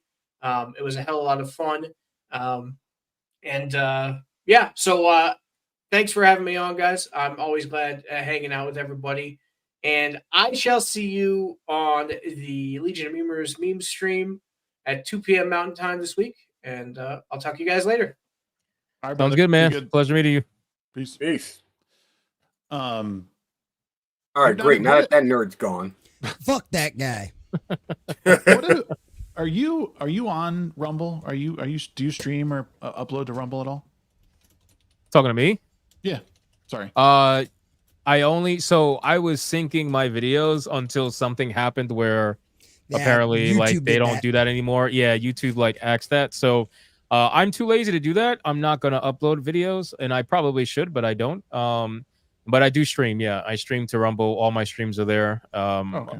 You know, Hypnocast is there. SNH is there. I appreciate the honesty. Yeah, no, it's like straight up. I'm just way too lazy to do that shit. But I really should though. I kind of want to pay Nerd Wars to do it. I'm not gonna lie to you, but I really should do it, but I don't. It's a pain in the butt because Rumble. It's a pain in the butt too because Rumble's stuff is kind of slow to upload sometimes too.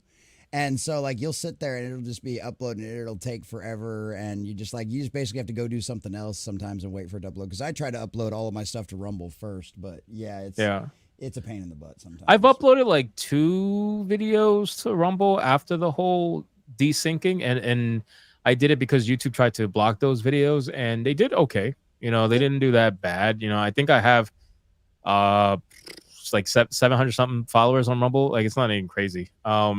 But yeah, it's just another opportunity. You know, it's another platform for people. I got some people watching on Twitch. Not a lot. I stream to Twitch, Kick, Rumble, Twitter, and YouTube.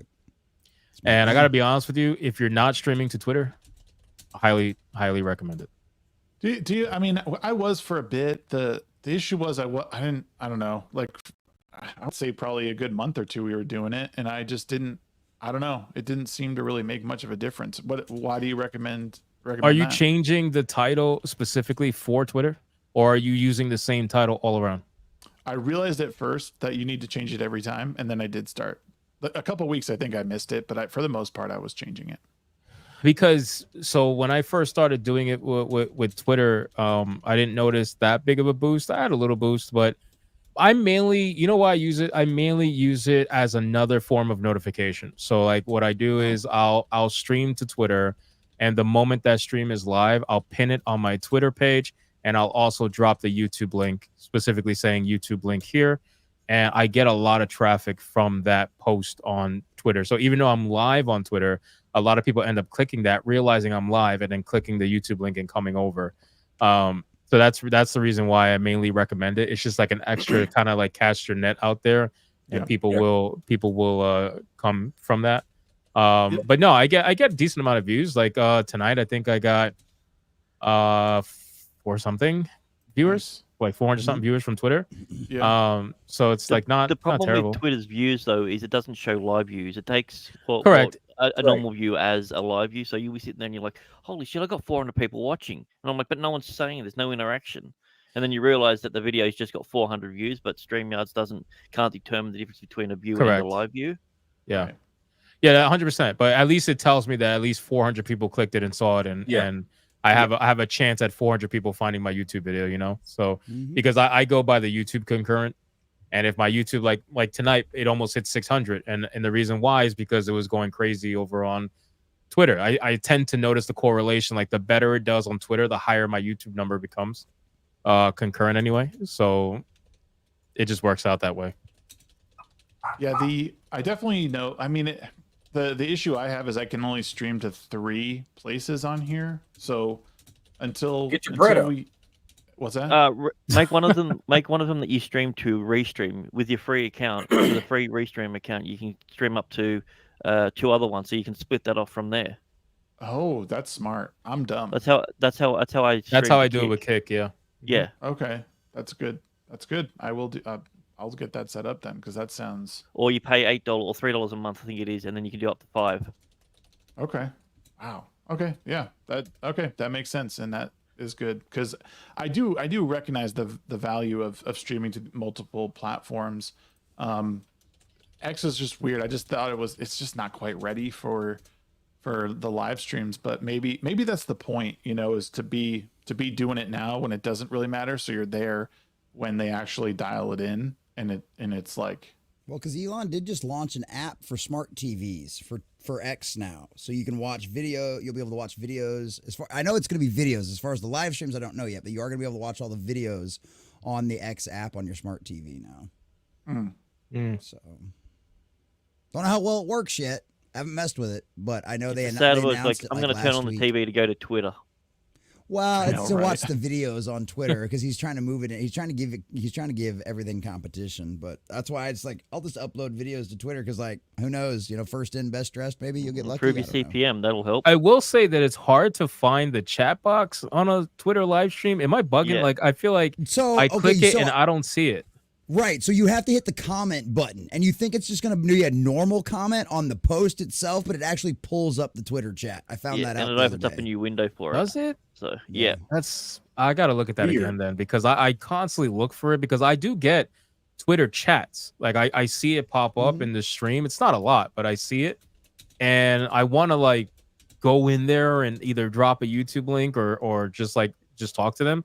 And every time I look, I don't see anything, and I feel like I'm an idiot. I'm looking at the wrong spot. Yeah, it's kind of weird because they used to actually have like a slightly different button or like a different setup for the actual active live streams on X, and like then they changed it. So that's how I just accidentally found out about the chat thing today. It's hitting the comment button. So yeah, it'd be good if I could find that. I feel like they need to make that. They need to make chat not only more fun, right? Like other platforms where you got emojis and all that shit. They gotta. Sorry if I'm not allowed to curse. They gotta. Fuck. Oh, we don't fucking care. Oh, okay. I didn't know. I didn't ask. Wow, I'm sorry. what a cunt. I know. We got our Australian over shitty here. of me. I'm sorry. Calling you a bag of sticks. 100%. You mean the fat? Why can't we say that word? That's so. It's just It is stupid, isn't it? Melanie why Mac can't we ruined say that the word for N-word? me. I'm not Like, gonna if you lie. don't mean it, like there's no harm in it, right? Like Grant, I agree. A lot of I people agree. drop that word, myself included, in a way that has nothing to do with gay people. But that's just me. Right. Like I feel like that word just means like you are acting a certain way, and I just want you to know You're acting that. like a bitch. Yeah, basically. Yeah, basically. But and like I want it to be like cunt, like in Australia. Yeah. Like I want it to be a term of endearment, not a a slur. Like Pejorative. I don't know. pejorative, There you go. I have found out that one thing that enrages a certain group of people is memes, and so I have compiled quite an extensive insulting meme folder that I can essentially have conversations with memes. So now, anytime I get quote tweeted, which has been a lot lately, I had a freaking tweet. I think it hit 2 million views. I think I don't know, and that thing brought out all the furries, all the hardcore leftists. The one about Baconator that I put out. Oh there. yeah, that one was good. Yeah, and it was such a simple tweet. Like I wasn't even going crazy in that tweet. Like I have other tweets where I'm way more aggressive. That tweet was just a blanket statement. Yeah. And that's all it took, man. And I just got people like crazy, and I got ratios upon ratios in the comment section where someone tries to troll me, and I put a meme and I get like 2,000 likes, and they have like 5, and there's like 10 examples of that. But anyway. Fuck, I forgot what I was gonna say now. God, I don't know. But yeah, that word needs to come back. Yeah, it needs to come back. Yeah, 100%. Make a great again. I'm okay with it. I'm okay with people using the word. I will say that's definitely going to be that's Melanie Mac's quote on her back of her trading card for sure. Oh, for sure. Oh yeah. Well, With if the hard you T. want some breaking news, because I haven't shared this with anybody except for my SNH crew. I got demonetized on Twitter recently after I just got monetized. Yeah, so I got demonetized on Twitter apparently for profanity. They say that profanity is not allowed when you are monetized, which is interesting because I'm almost positive I've seen people who are monetized use profanity. But again, I don't know. But I'm demonetized on Twitter, and I've emailed back and forth with this rep like 4 or 5 times until eventually they gave me an email saying we can no longer help you. So just a short example of it. They said I got demonetized for profanity. I asked them to provide examples of what got me demonetized because they say if you delete it, they'll reevaluate. So I was like, okay, great. Can you show me what I did? They won't show me. They just say you need to go to your profile and delete it. It's like I can't delete what I don't know you're referencing. Can you please show me? They won't. Shit. Yeah, they won't show me again, and so I eventually just use my pronouns against them because I have pronouns in my YouTube profile. Yeah, I said you are discriminating against a trans person. I highly find that offensive. I wonder if Twitter would like to know about this, and they ended up completely ignoring me at that point. Wow. They just blew you off. They're like, Yeah. that shit don't work here. You can't take That these shit people don't work here seriously. anymore. Yeah, I was just trolling them at that point because I just wanted Yeah. to see what they would say. But yeah, I got demonetized for profanity. And fun fact, I really do feel like my Twitter page, since it kind of exploded in popularity recently, I feel like I'm being targeted more. I don't know if it's with automated systems or anything, but like for example, my I have a meme that drops like the F-bomb with the word noises next to it. That meme I've been using for months, like literally months. And now anytime I post that meme, it gets hit for limited visibility. So I don't know. It's weird because we've had some banger shows here on the Midweek Hump. Like some that like I question, like how do we not get in trouble for it?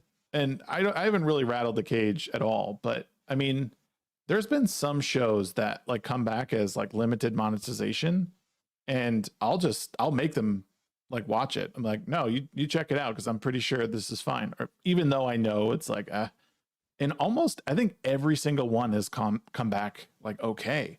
So it's really weird, like how YouTube will do this thing where they have a pretty big window of like what they're accepting. I mean, because we say some weird shit on here sometimes, like some fucked up shit.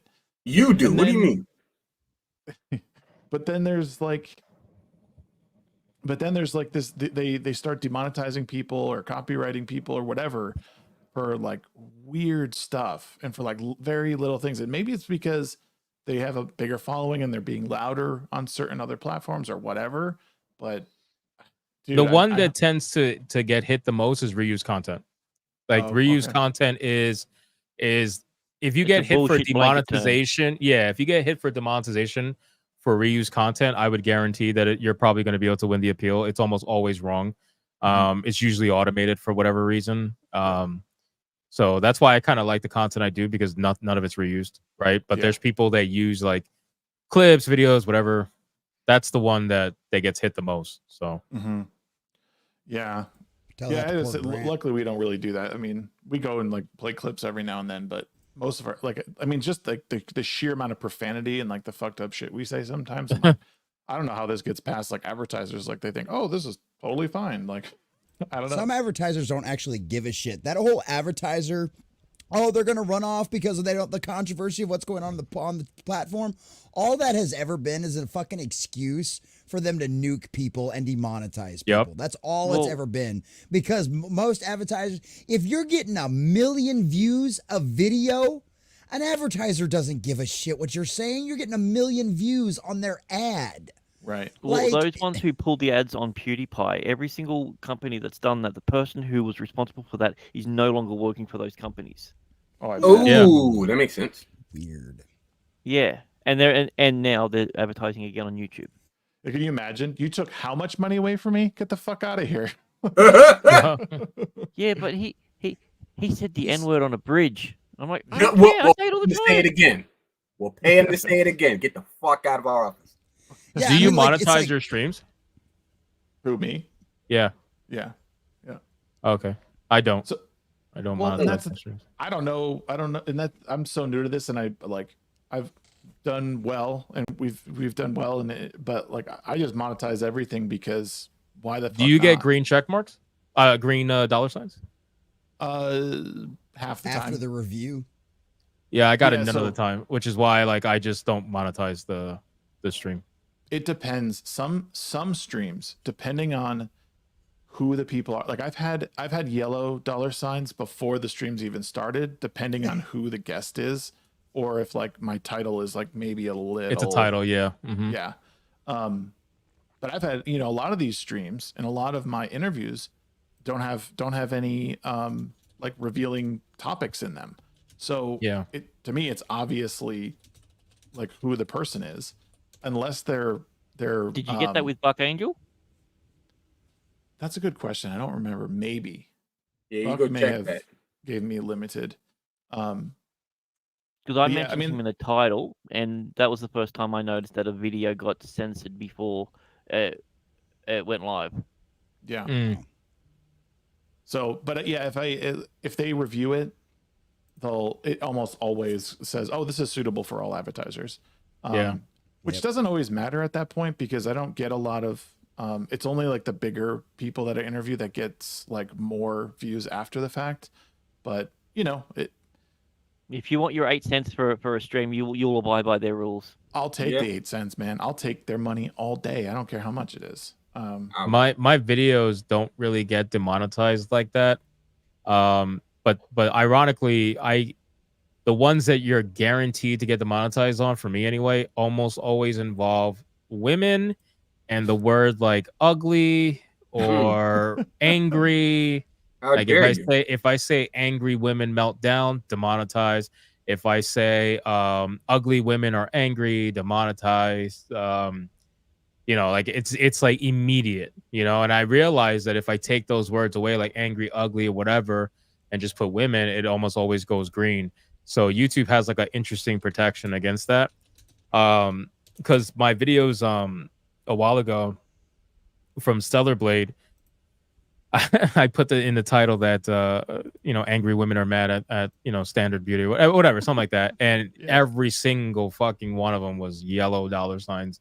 But the interesting fact, the reason why I bring it up is that I peeled it and it went green. But it's automated. Yeah, they're automated to be yellow based off, you know, the words that I used and whatnot. So that's interesting. I mean, it's not surprising that these people are as fragile as they appear. You know, they're just like these little wastes of life that are trying to police people's morality when they don't have any morality themselves. No, it's not at all. wild. Did you guys see that Disney and Warner Brothers are going to team up to include Disney Plus, Hulu, and Max all together this summer here in the U.S.? Did you see that? So they're combining their Max combo. You know, I've seen something like this in the past. I think it was called Cable. TV, you know, something like that. Cable. I think it was something like that. Yeah. It was like this weird plastic and metal box usually hooked up to the TV, and it had like, you know, some decent. It had like multiple channels on it, right? Something like that. Yeah. Had these little wires coming out of the top that for some reason they called bunny ears, and sometimes you'd put aluminum foil on the end of them. And they work. Yeah. You mean aluminium? Aluminium. That's where they're going. You know? Okay. That's right. That's basically what it is. It's like it's stupid. It's what I see. It's like at one point in time you paid a lot to watch cable. Then it came up with streaming services so that you can watch certain shows or shows that you really want kind of on demand for you know, a good price. And now they've gotten so many titles under their belt that they're like, yeah, let's raise these prices. We might need to, like, you know, give ourselves a little bit more of a pat on the back or something like that because of these deals and stuff they got to maintain, so on and so forth. And slowly but surely they're becoming like, you know, DirecTV 2.0. It's like that Thanos meme. Instead, they became it. Yeah. That Thanos meme where it's like, you know, where did that lead you? Back to me, kind of a thing. Right back to me. That's what cable is, you know. Well, and it's funny about that too is because we also have broadcast internet cable or broadcast internet television, just like we had all of our 3, 6, and 9s or whatever it was in your area back in the day. Because now you've got Tubi, you've got MeTV, you've got Pluto, you've got all of these free, you know, the fast channels, free advertised streaming alone. channels. Like, dude, they're great. Like 100,000 fast channels, which is what we used to just call television. You know. TV with ads. Oh, this is way more than we ever got with UHF and VHF. Yeah. Give me Pluto TV. Yeah, that's all. They gave me all the Kamen Rider I could watch. I'm happy. With that. Dude, there's literally 22 different Cops channel that just play episodes of Cops and they're based purely simply on the cities. So if you want to watch just Atlanta City, but I mean, like, it's playing constantly 24 hours a day. It is insane. Like, and that's where people are putting, the advertisers are putting their money into the fast. Well, this is funny. You know what's funny is that at one point in time, G4 had a channel on Twitch called G4 TV where like it just ran old shows 24/7, and people loved that shit. And then Fork had to open her fucking mouth, and that's just gone now. The thing that this makes me think of is like the big oil back in the day where they like broke up like they had like was it like 1 or 2 companies that were running everything. They like smashed it into about 50 companies or whatever, and now it's basically down to like 5 again. And this is kind of like what's happening with cable. It's like you took out like you took out cable as like a viable option for most people, but then they made 1,000. They're making 1,000 different what's it called? Yes, you did, Subhuman. And then now they're all just because no one knows how to make good entertainment anymore. They're just putting out garbage. Now they're just starting to kind of like reform into one thing until people are like, you know what? Let's just get cable again. And well, here's the funny thing about humans in this sense. We're retarded as a collective. Like you look at our forefathers broke away from the UK. I've only got 2 dads. Tax just to come over here some like couple centuries later and do the same shit. Like You've had a revolution over 2% tax, and now you're paying 39. Yeah, basically, it's stupid. It's stupid. Yep. Lavistro, 10 gifted Shagsworth memberships, brother. Appreciate you, dude. Shout out, boy. Now he's just showing off. If he was really wanting to show off, he'd do 20. This dude got one. Yeah, he definitely showing off. He's stunting on him. Stunting on Hypnotic. Yeah, that was great. Thank you much, man, for the gift of memberships. And guys, enjoy. Everyone who got a membership tonight, make sure you enjoy that. Hopefully, you keep it. We love members over here. Show off. Yeah. So while we have the topic of entertainment, obviously in video games and whatnot at hand, how about Sony doing stupid shit on their end? Obviously, the whole deal with Helldivers. Now I know that was more of a Helldivers decision, Arrowhead decision, 6 months in advance. Sure, they take blame for it as well. But Sony trying to sell a PSN account to play on Steam is retarded. Yeah. And then you have Xbox just laid off a whole bunch of people. Closed down one of their better studios, like The Evil Within, one of my favorite games. I'll recommend that game to everybody. Sequel's better. Tango, man, that's crazy. You blew by one thing though. So they roll. So Sony and all that whole Helldivers controversy, they fucked up big time, right? Of course. But so they reverse it. But you know that that game is unsellable in those 117 countries. Still, 112. like, they didn't, whatever it is. Like they can't. So Steam sold it in all these areas. Now you can't buy it in these. So PlayStation is still restricting these games. Now there are varying reasons for it, but I mean PlayStation's still kind of grubby for not allowing it to be sold. Like the problem still is. I don't think it's PlayStation. Solved. I think it's Steam. It's so PlayStation is not available. I was looking this up last night. PlayStation Network isn't available. PlayStation Network isn't available in 112 countries for a variety of reasons. Some are infrastructure, some are like, there's not internet there, or there's not enough of a market for these games. Some of their leaders are really Xbox simps, so that politics, whatever it is. So there might be good reasons at some point. There might be bad reasons, but from how I see it now that I know more of it, is that all these companies like Arrowhead, Steam, Sony, not really out of the woods in my opinion in what happened, because it's really bad faith what you did to what you were trying to do, and then still games are not available in those areas. But sorry, Sheep, I didn't mean to interrupt. Continue. They just really quick, it doesn't matter, because now that you don't have to link those countries that were able to buy the game initially, that were having it taken down because they didn't have PSN and they were scared that the link was going to be a thing, so Steam took it down. Now it doesn't matter. So like they could technically put it back up in those countries for sale, and those players can still play that game because they won't be restricted, since they don't have to worry about PSN. It really doesn't matter. That's why I think it's Steam doing it, because Steam doesn't want an easy lawsuit. That's really what it is. Like you guys gotta understand where Sony put Steam, right? And that's why I don't believe the stories that were coming out from Sony or Arrowhead, because they were saying, well, it was always there. A lot of people who were protecting Sony and Arrowhead, they were like, oh, it was always there, it was on the Steam page. If that's the case, if it was always there, then does that mean you're throwing Steam under the bus? Because Steam allowed those games to be sold in 170 something countries, I think it was. with that requirement, knowing that, or at least you should know that PSN is not available in those countries. So does Steam do that? Because I don't think they did, because once Steam found out what was happening, Steam's the one that took it down.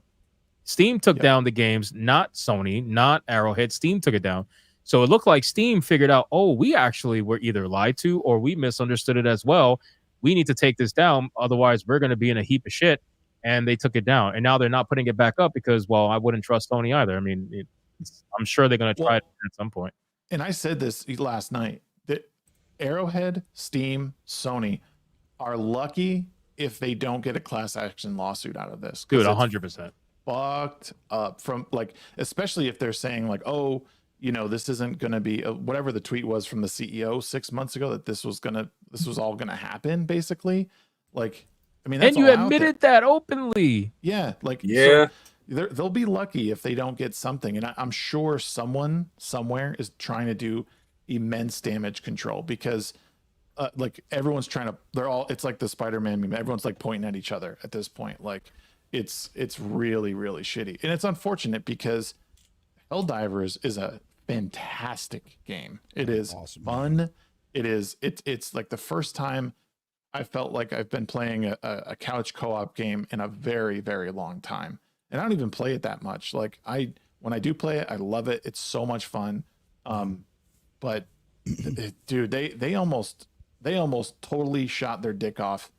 Like, I mean, worse than Tarkov did. Almost. I mean, Tarkov chopped off their dick and threw it out of a moving car into the river. Like, well, I mean, it hit 270,000 negative reviews in 48 hours. I mean, that's pretty bad. Yeah. And it went from like 100 to 120,000 players playing per day, like at any given time, to the first day it was down 20,000. By the second day, it was down 40,000 players. They were down to like 60,000 players.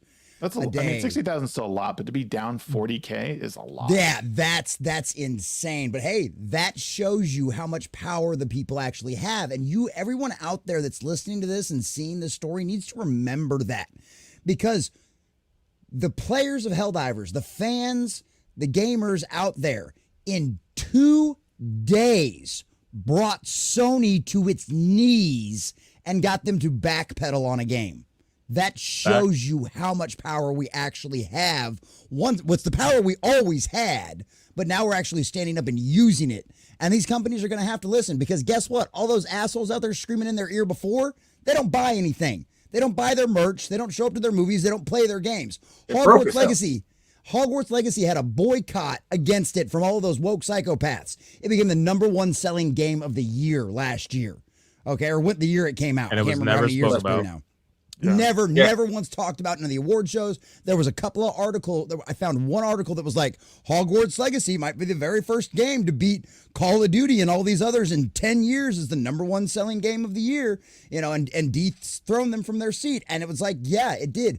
But when we show up to protest something, when we're going to call you out for something, guess what? We make a difference. You went from a positive rating to a negative rating in 24 hours. That is freaking amazing. That shows you the power of all of us. Well, you know, just like in Bug's Life at the end. Yep. Yeah. That comment. What did that comment? What did the grasshopper say? He said the ants can't find out that they outnumber us or something like that. Yeah, they have all the power. If they ever stand up to us, we'll be screwed. But dude, you know, this is what makes this whole this entire debacle is so interesting from a multitude of different perspectives, and one of them is the amount of people that shield for Big Daddy Corpo. This is why I trolled them to the dude, it was horrendous, because it was crazy the amount of ball licking that was happening from certain people. Most of them are console gamers. No offense to you console gamers out there. You know, anybody who's heard me talk already knows how I feel about it. But shut up, I'll turn the switch off right now. The console gamers out there, there were some of them that were standing with PC gamers, which was awesome. But they're dude, like the Sony. Okay, so first off, the YouTubers, like there was a lot of YouTubers, some of them not gamers, some of them are gamers, but they were coming out like just straight up licking balls, and they're like, Sony's not going to do anything. You guys are just whiny babies. Imagine being a consumer and advocating for the corporation. Like I think that is such a wild take. It is, and it's like You guys realize, and this is what I was saying to like Mighty Cuck before he blocked me. You know, that guy. He's just flat out being disingenuous about why people were mad. That's another thing too. Like all of these freaking losers out there that were misrepresenting what gamers were angry about, right? Because you had two dramas happening back to back. You had the Stellar Blade drama, and then you had the Helldivers drama, and both of them had to do with essentially the corporation lying to the consumer and the customer realizing it and getting pissed. So then you had these people making videos, making posts, and trying to say, "Oh, it's just gamers being whiny. It takes 5 seconds to leave." That's not what this is about. Like you're disingenuously representing it because you eat ass. Like don't get it twisted. Just because you eat ass and you eat it like it's a salad doesn't mean that I have to then eat ass too. Right. Like, and look what happens when people say, "You know what?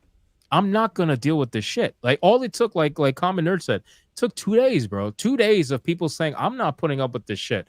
I'm just not." It doesn't matter. Like nothing. You're not gonna gaslight me into thinking that it was always this way when you changed your terms of service on your website to reflect something and act as if Wayback Machine doesn't exist. Like, no, we caught that. We caught all of that. One of the things that a lot of people tend to forget about. I mean, yeah, today like these most recent victories are kind of crazy, but one of the things that a lot of people tend to forget about is way back in the old COVID days of 2020 when The Last of Us 2 dropped. It was getting talked about all day, every day, every fucking where. You get to the Game Awards, it won every single award except for the one that mattered the most, and that's because Neil Druckmann decided to be a retard and voiced itself, saying something stupid along the lines of, like, you know, telling all of those chuds to shut up, you know, go ahead and vote for The Last of Us. We pretty much got this in the bag. And then the gamers like, no, you don't. And they all practically voted. Gamers' Choice, the only award that matters at that shitty ass show.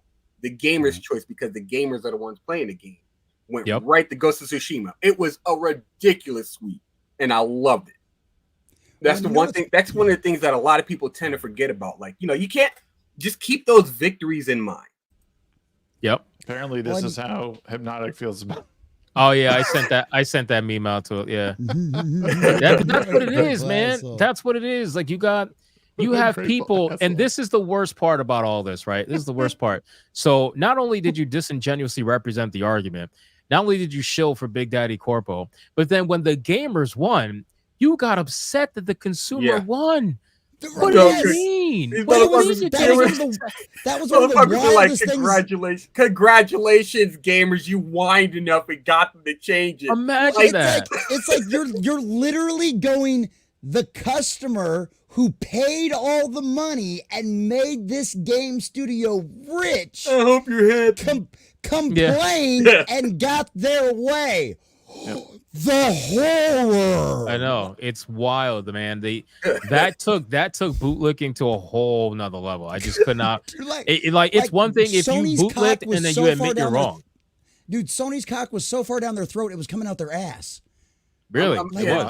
It's gonna be a Marvel. It's gonna be a Marvel reference right here. But Corpo is basically just Dr. Doom. Despite the fact that you know you're getting like fucked 10 ways from Sunday, you still go. But I love Corpo.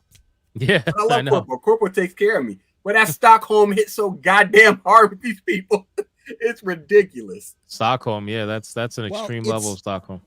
It's because it's become a religion to people, right? That's the thing. That's why it's been like this. Their takes, their bases, their opinions on these essentially political or moral takes, it's become a religion to them. So once they stand their ground, that's their faith. You're not going to change their mind. And Hypnotic, I know you've probably encountered people like this, but trying to argue with these people, trying to have a rational conversation, it's impossible. Yeah, it's because they're cult members. They are possessed by the spirit of the age, and there is no rationalizing with them. They're absolutely insane. And hey, guess what? That's just what we got to deal with. Demons are real, boys and girls.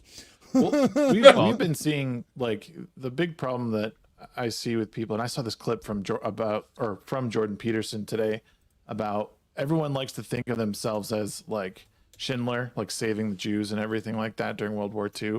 But like, what did we see when the vid hit and in 2020, like like talk about bootlicking, man. Like that's when I saw everybody just like they were ready Get to the sell their chips. neighbors Put out. the mask on, man. The It's only the majority- fourth chip.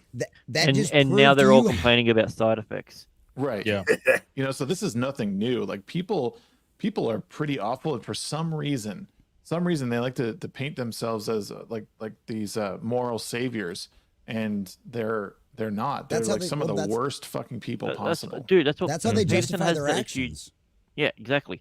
Peterson has in one of his lectures, and it's one of the most poignant lines. It's like if you're in 1930s Germany, I can guarantee basically every single person in this room would be a Nazi. Yep. Oh yeah. Oh, 100%. Yeah. Well, that's what I was going to say too. Because if you That- weren't, you were dead. And so there's no moral virtue in looking at things retrospectively. Mm-hmm. Yep. It's people like who don't want to be inconvenienced, trying to tell other people, hey, why don't you just do what the big corporations tell you to do? And then we can all go back to doing what we want to do because we don't like being inconvenienced. Like you couldn't even stand up for yourself for an hour, let alone 2 days. And then you're mad at other people for standing up for themselves. And then you had to then eat the egg on your face because you had to admit that, oh, this shit actually works. So, but instead of admitting it works, you just said, well, congratulations, whiny babies. I'm going to go back to supporting Big Daddy Corpo. Like, come on, man. You can't even admit when you're wrong. It's kind of sad. You know, like it took 2 days, bro. 2 days of inconvenience. That's it. It's their new religion, man. You're not going to dissuade them from it. It's freaking insane. Yeah, for a bunch of people that hate religion, they are very religious. Oh, they are faithful. Well, that's how the old saying is. They got religious aspects, yeah.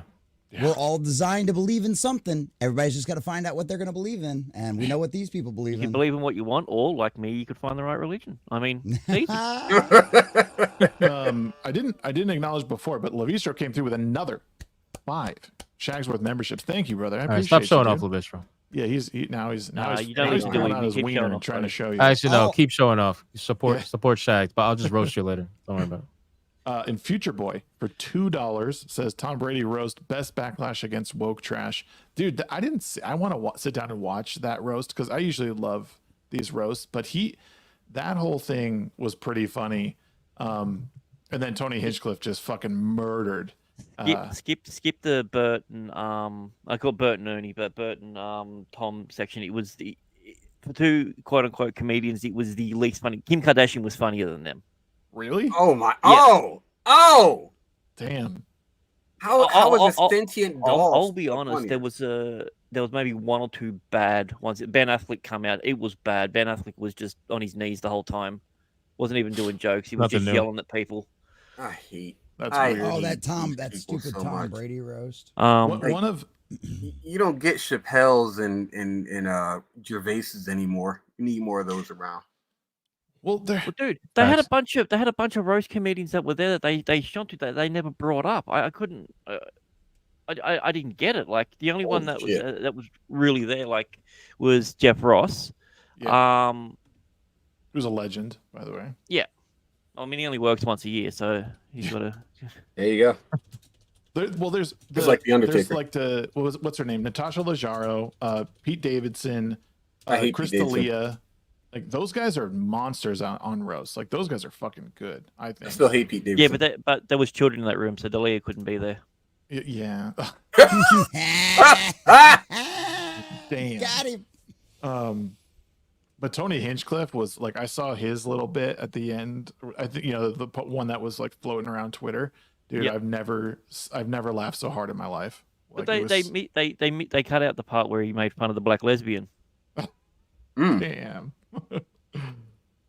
That's not fair. Speaking of making fun of black lesbians, we didn't do a joke at the beginning of the show, and that's fine. We did. Do you have one? Do you have a No. dad joke? No. I don't have a dad joke. I'm just pointing it out, is all. Okay. Did Kevin Hart killed as the MC? Because see, Kevin Hart's hit or miss. He either like strikes Kevin gold Hart- or he is just Kevin Hart like- was good. Kevin Kevin was Hart is funny when he does his own shit. Yeah. Like when he's given a script or something like that, he can only deliver Kevin Hart as the character. He can't really bring humor to the character, if that makes sense. Like otherwise, his stand-ups are always good. Okay. Yeah, he was for being on Netflix, he was way more unfiltered than I thought he was going to be, which was good to see. Right. Did any of you catch the Cat Williams stand up that just released? Was it yesterday? 2 days ago? Nope. No, I haven't watched it yet. I saw the trailer for it. I didn't even know he was doing one. Yeah, it's what is it called? It was like I don't know. Netflix, though. it's called like Mad Woke or something like that. I think. Cat Williams. Hopefully, he talks a little bit faster than he did when he was on Rogan. It's Woke literally the folk. only Rogan episode that I could watch at 2.5 speed and not miss a word. Was he just that baked the entire time? Dude, or what? when they started, I swear he'd probably would have smoked a pound. Like it was. Oh my god! Nothing wrong with that. No, not a damn thing. Freaking Yeah, but he's only little, so it really would have hit him. Well, and Joe's got access to the good shit too. It was just funny because he'd always come up with the weird, crazy things. I can't remember half the things that he said, but it's basically like, there's a Chinese senator made of cheese living on the moon, and Joe would be like, "Yeah, I heard that. That's cool." Yeah. Well done.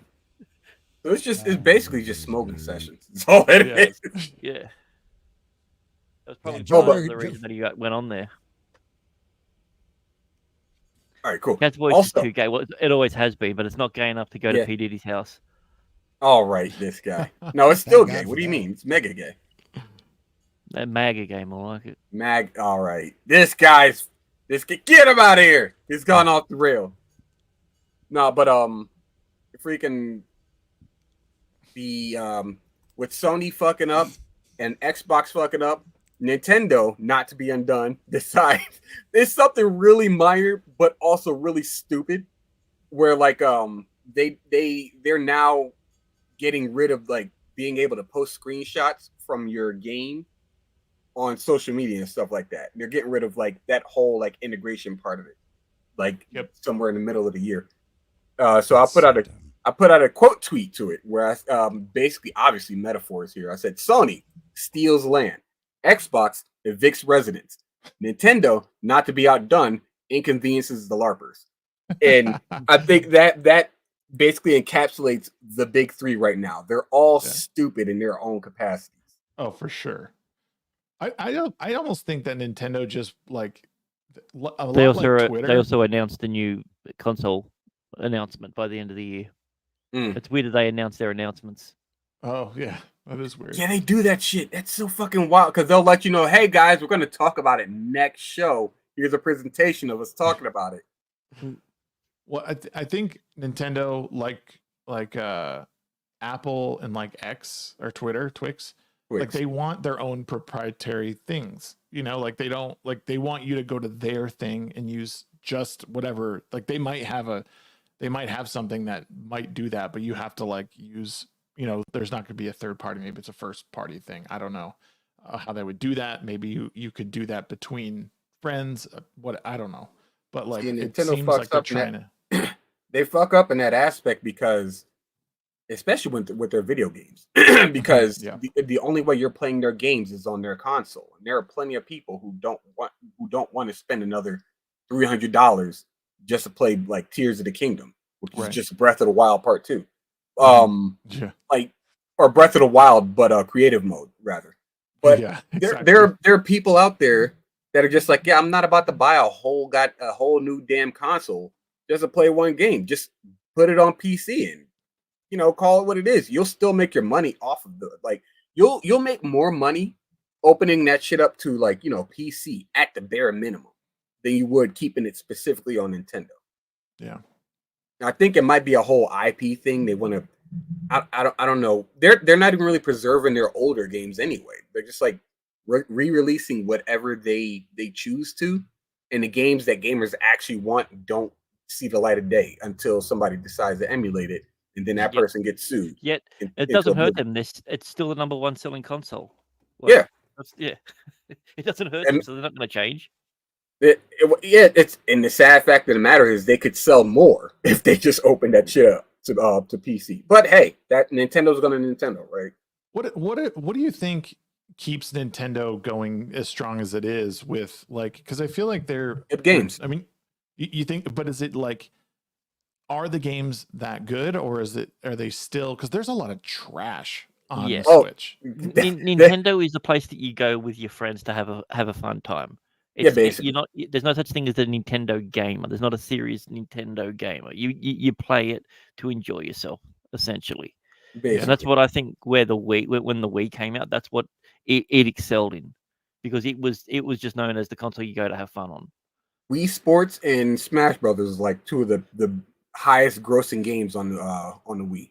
Mario Kart as well. Mario Kart, Mario Kart 7, I think it was.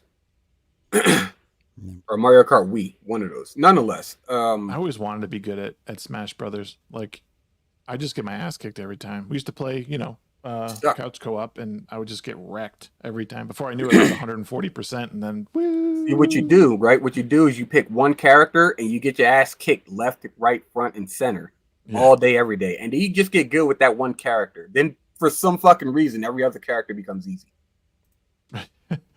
Yeah. And now I'm just too old. I'm too old. Or you and just slow. or you just play as Samus, and then you'll win anyway. Oh, God. Nobody No, likes a not them. Samus player. Play as Yoshi. Nobody? Yoshi's like Just one like of the most nobody annoying- likes a Pikachu player. Yeah. Pikachu, I hate Pikachus. Pikachu's broken. Yoshi's the worst one because you can do the egg drop out your ass right on the cliff, and they can't bounce back from it. It's got a broken mechanic in there. Same thing with Kirby. Kirby's also busted. That's why people are like, "Who do you mean?" I'm like, Link. And they're like, "Oh, ooh, good luck." And I'm like, "Fuck you. I'm good with Link." Oh man. Or as my nan would say, isn't that the Zelda guy? Yeah. Oh, like, yes, nan. Yeah, the guy Zelda.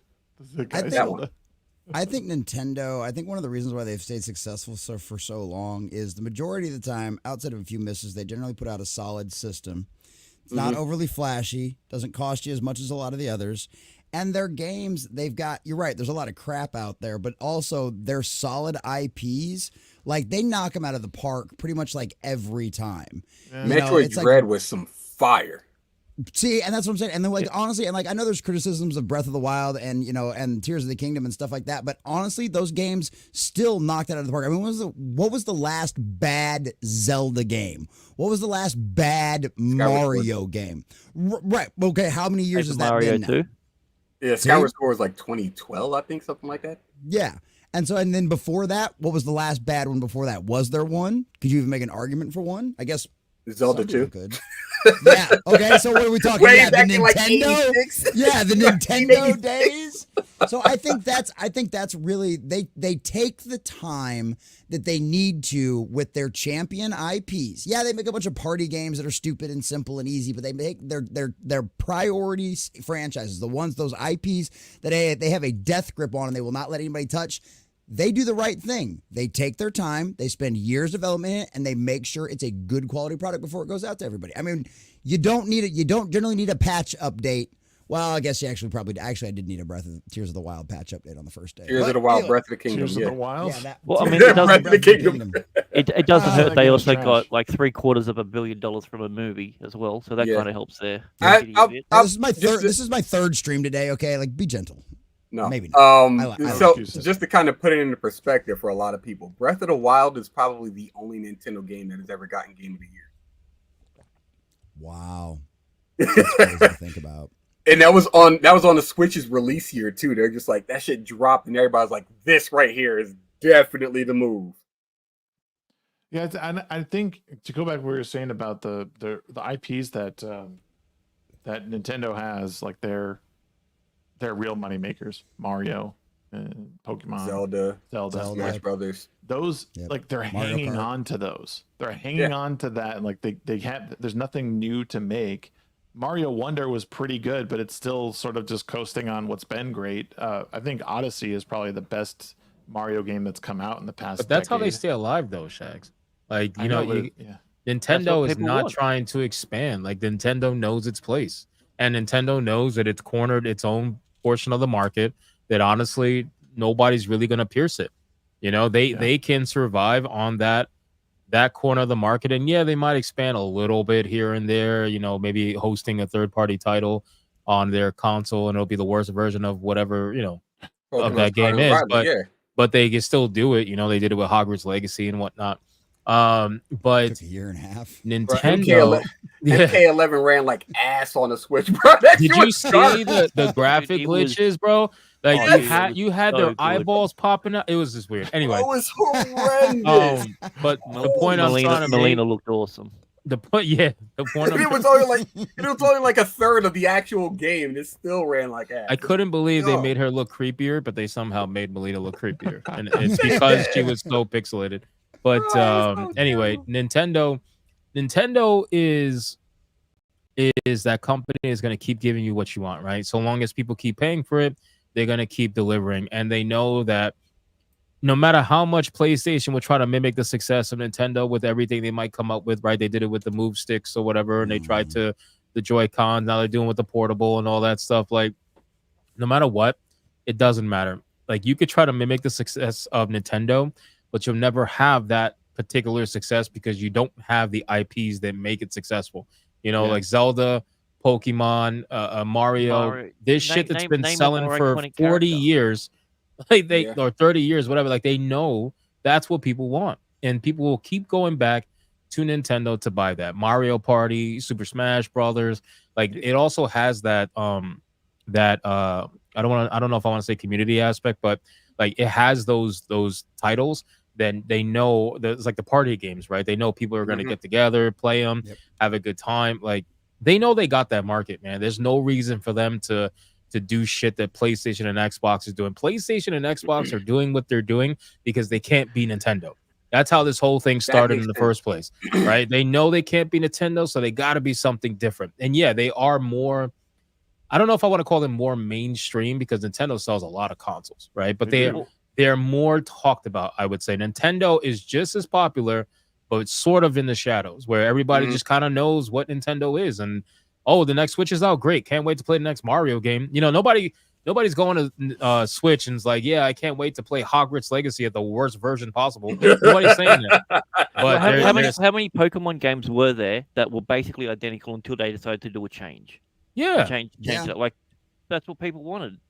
Well, exactly. I think it's an age thing too. Like, Pokemon is it? Oh, sorry. Go ahead. Sorry. No, I was gonna say, like, I think it's an age thing too. Like, Nintendo realizes they don't need to, one, because the IPs that they have that are super successful always sell, but they will also sell the new generations because the people who grew up with the NES, SNES, and all the way up are now giving their kids the Switch. They have the nostalgia, but they can play everything. Fuck you! I'm playing this shit for myself. No, I know that, but I'm saying, but now they have a whole another generation that can play every single game at its best version whenever they want. Like, my son has pretty much beat every single Mario game, I think, except for Sunshine. Great game, by the way. You can do it. Yeah, like, but I want to get it for him so he can play it because he's like, he actually told me, he's like, I want to play Super Mario Sunshine. He hasn't played Galaxy either. We need to play Galaxy. Yeah, I was about to say, if he Galaxy and Galaxy 2. The first time I played Galaxy, it made me nauseous. Yeah, it's a bit weird. But I couldn't believe how realistic the graphics were. Oh, stop it, you. Well, and that's my favorite part about Nintendo, right? They're not striving to conquer the gaming world. Like Hypnotic was saying, they know their place and they're happy in it. And that's one of the things that makes Nintendo so different is they're like, look, we don't need some fancy ass 5,000 megabit 12 terabyte for a thing for a console. We play Super Mario games. You know what I mean? We play Zelda games. We're not doing these crazy realistic graphics and stuff like that. We understand we live in a cartoon world and we're happy there. And there's nothing wrong with that. And legitimately, they're the only actual gaming company. Every other company that has consoles out revolve on everything else. They're 100% into games. That's the point. Well, it's not even that too. Think about it. Microsoft owns Xbox. Microsoft isn't a gaming company. Microsoft is a computer technologies company. Same thing with Sony. Sony makes TVs and electronics. So it's like that's the difference with Nintendo. Nintendo concentrates on two things: consoles and games. That's it. Yep. Except for on the Wii when they tried to implement Netflix and it went nowhere, and they were like, "All right, you know what? Fuck that." And I think you can Pokemon still get Netflix on the Switch. Pokemon is a physical manifestation of what it means to be Nintendo in the sense that Pokemon has been doing the same shit, giving the same thing over and over with a little bit of graphical upgrades here and there, but nobody cares about that. It's the same thing.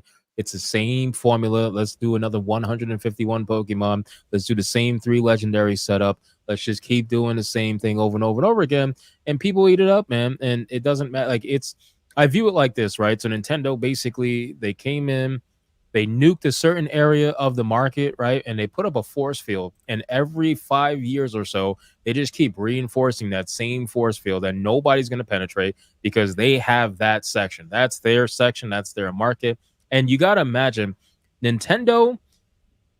You know what pisses me off about Nintendo? So I'm a big Nintendo fan. At least I was anyway. And I'll be real with you. I'm very cheap. Okay, I'm very, very cheap. And Nothing wrong with that. When it comes to Nintendo, it drives me up a fucking wall that I can't even get the previous Pokemon game at a sale. Like the most I'm gonna get is $5 off at most. It drives me insane. I cannot do it. When I go and I look and I go to stores or whatever, and I look at these games and I see PS5 game whatever came out 3 weeks ago. It's on sale, 25% off, whatever, 30% off. I'm like, all right, cool, that's pretty decent. I'll be more willing to explore, but dude, man, it doesn't matter how long I wait. $55 maximum price. People still buy it. That's my point. That's why. Yeah. That's my Nintendo point. doesn't care because They keep know. on buying it. They know that they can get away with that, and that's nothing wrong. Hey, listen, nothing wrong against them. It's just me being cheap. They don't give a fuck. That's fine. That's the consumer way. Be cheap. I'm gonna be cheap. That's why I haven't bought the games. But the thing is, I remember. I'll tell you a really fast story. I remember going to GameStop years ago. I think this was Pokemon Sword and Shield. I'm trying to remember which one came out after that. After which one? That was Legends Arceus, and then they put out well, yeah. No, what was the next mainstay game that came out recently? Sword and Shield. Oh, there's a newer one. You mean Scarlet and Violet? Yeah. Yeah, Scarlet. Now, I wish someone would do a video on that. Did that come after Sword and Shield? Yes, that came after. Yeah, that one came out after Sword and Shield, but then they also put out like remakes between those two. So the remakes. So I remember something came out after Sword and Shield, and I went to GameStop, and I was like, "Hey man, can I? How much is the previous Pokemon game, Sword and Shield? Just out of curiosity." And the guy said, "Yeah, we actually have them. They're discounted right now because the new games came out. These are $49.99 or something like that." I'm like, "But what's the original price of the other one?" It's like $59.99. He said $50. So I'm like, wait, so this game is how many years old? And you're like, yeah, no, it's $49.99. And I was like, great, is that the new one? No, it's the used one. So how much is the new one? Wow. The new one was $54.99. So it was $5 cheaper than the just to put it into a better perspective, right? Way back in like 2011, I want to say somewhere around there, they had Pokemon Diamond and Pearl pre-owned for like, I shit you not, $45 fucking dollars. The new game was $40. Oh, I don't doubt that. It's because you couldn't get the new game, right? No, you could get the new game, but why was the used one higher? I don't know. I do not fucking know. That was just the prices they set. That's weird. Like, it just is. I was like, why? That's so weird. It is. Normally they do that when you can't get the new game. Like if it's a hot game and it's hard to come by, they usually bump the used game price. See, now me personally, sorry guys, I gotta take off. All right. Be good, dude. See you, Grant. Have a good night, man. Yeah, you too, buddy. It was nice meeting you. Nice meeting you too. Congrats on all your success, man. Thank you. I appreciate it. See you later. Later, dude. Night, Grant. But, subscribe to Mr. Grant Gregory. One of the things that kind of like pisses me off with with Nintendo, well, not necessarily Nintendo, but with certain companies and stuff like that, is they know that they can probably. It makes no sense for them to not put their games in a collection. Like Capcom did that with the Mega Man Battle Network collection. I scooped that shit up in a heartbeat. It's one of my favorite franchises on Game Boy Advance, and that's money back in their pocket because that's like that's some first party shit. Like that's not that's first party. That's not going through that's not like an Amazon sale or a yard sale or anything like that. That's money in their pocket.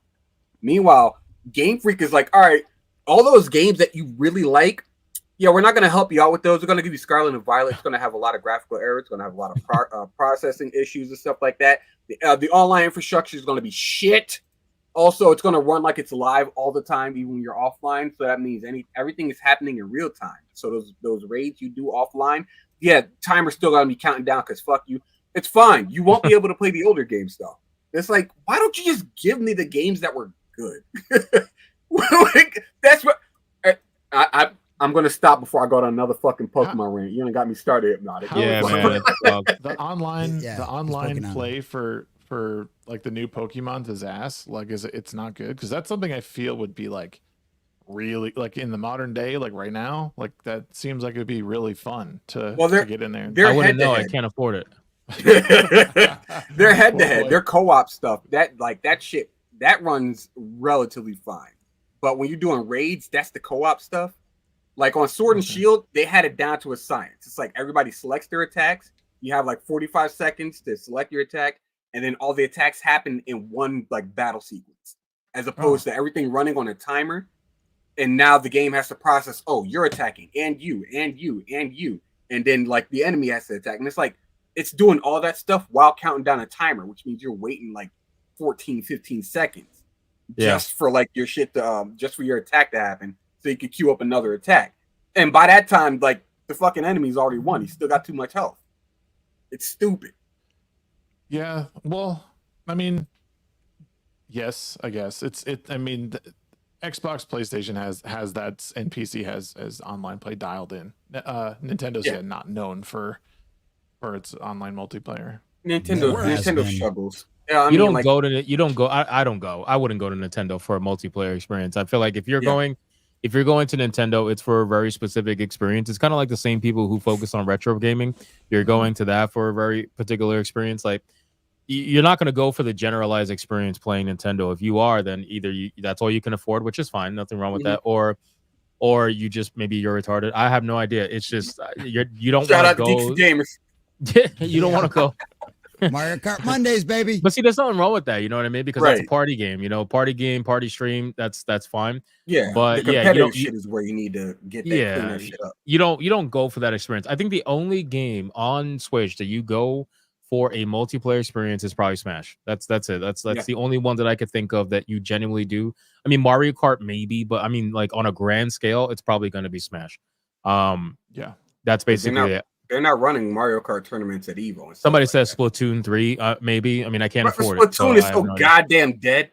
Splatoon 2 you can get cheap. Yeah, it's a dead game, and you're probably going to charge another $49.99 for it. So it's like, of course.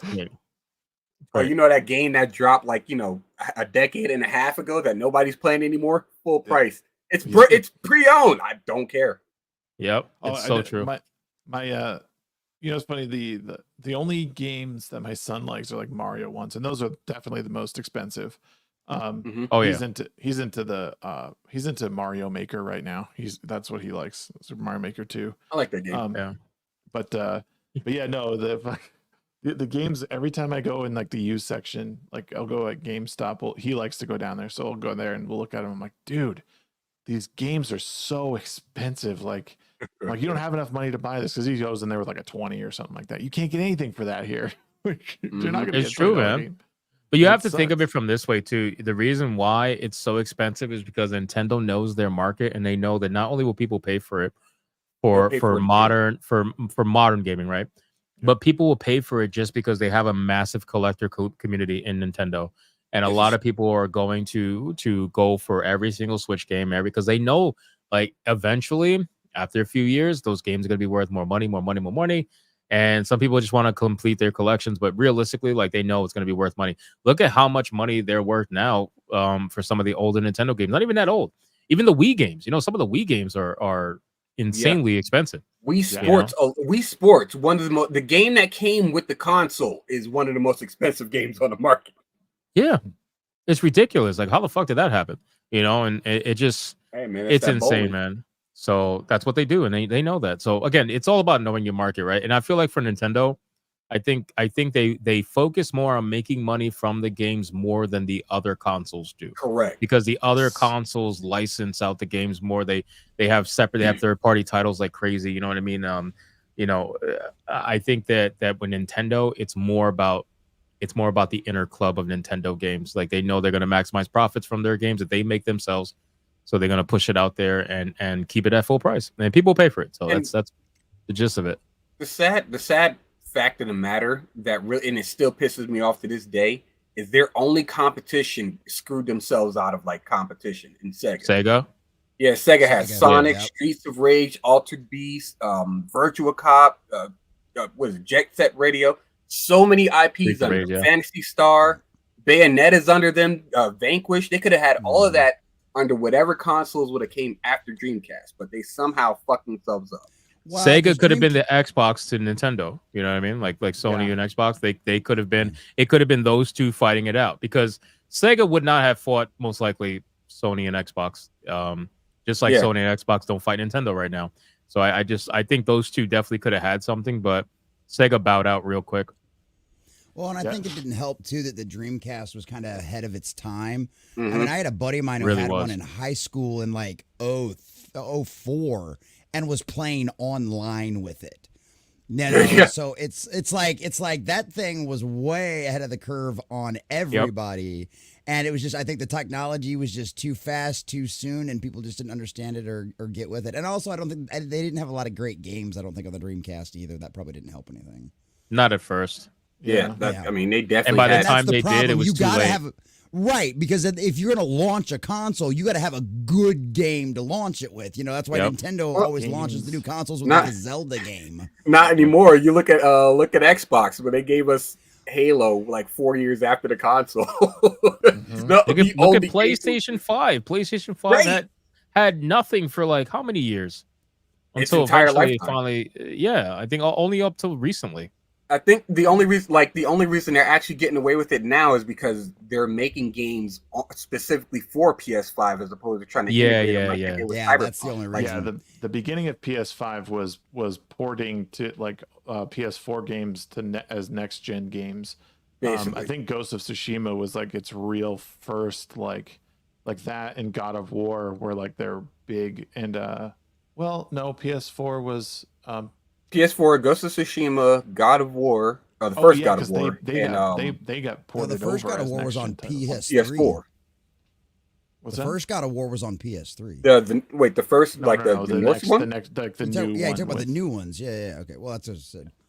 Yeah, I'm pretty sure that was on PS4 because I remember the PS4 launched with like Watch Dogs, and they had that on PS3 and PS4. And that was back in like 2012 or some shit. Yeah. But the Angry Badger came through with $10. Thank you, sir. Hail Hypnotic, the Bigot Army. Blessing streams with your bigotry supreme. Yeah, that's Shout bars. out, Badger. Amen. That's bars. Appreciate But it.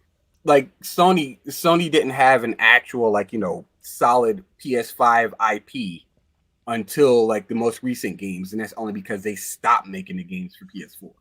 Yeah, because I never bought I still have my PlayStation 4. I never bought a PS5 because I didn't see any reason to, and now I do everything on PC anyway. So,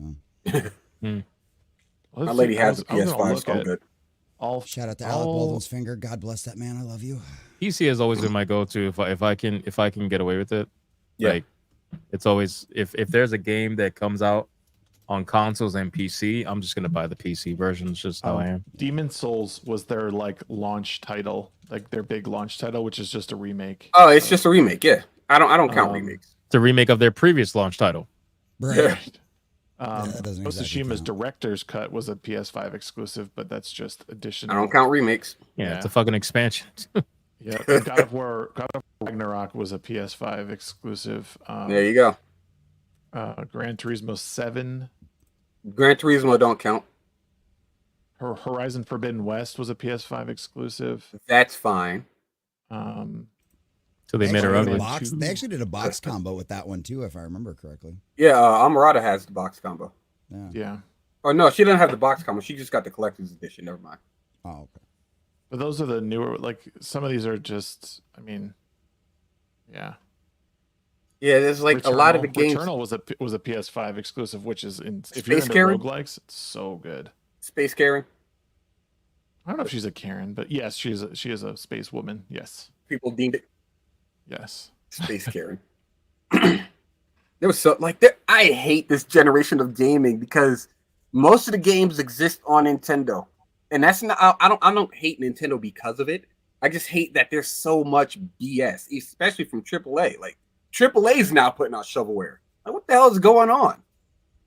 Why are the indies kicking your ass? You want to know what it is? This is my theory on it. These companies have cut so many jobs.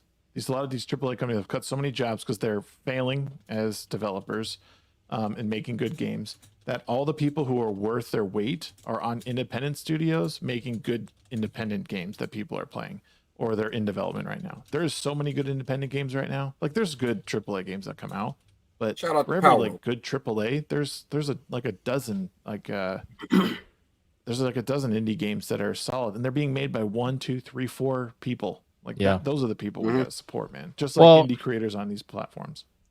You know what it is, man? Like it's a cycle, right? So you see this happen in so many different examples, but you'll have people that are passionate about gaming, right? And then they'll get together and they will create an indie studio where they're going to make a baby out of passion and make a game or whatever. Then what ends up happening is the game ends up becoming very successful, and said indie studio grows to the point where it ends up getting corporatized. And maybe it goes from private to public, and then once it goes public, then you're going to have investors involved, and then that's when things get corporate, and the passion starts to dwindle, and then you just get a corporatized AAA studio that eventually will die and be replaced by the same exact thing that started in the first place, which is a indie studio that's built from passion. You know, you saw this happen with Blizzard. You know, Mark Kern talked about this a lot. That and even before he talked about it, you could see it. I mean, the people who were behind Blizzard, if you know their history, you know why they ended up doing what they were doing. And the story behind World of Warcraft, it's amazing. Like, these guys are just literally freaking nerds. They got together. They happen to have a couple of skills, and they got it all together, made it happen. Who was it? It was Jeff Kaplan that was invited just because of what he did, you know, on an EverQuest server. You know, it's insane, but it's people who are passionate. And then what ended up happening was Blizzard became that company that was for the players. They made games that could never do any wrong. And they were standing by their product, and they always said it'll come out when it's ready. They were famous for taking forever, but when it came out, it was good and it was a banger, and everybody knew that. Then what happened? Activision bought them out, or combined with them, and then it became corporatized. And then now look at them. They have to cancel BlizzCon because they can't even fill BlizzCon most likely. So it happens to all these companies, man. And I think what we're seeing now is it's you know, with social media especially, it's much easier to see this now.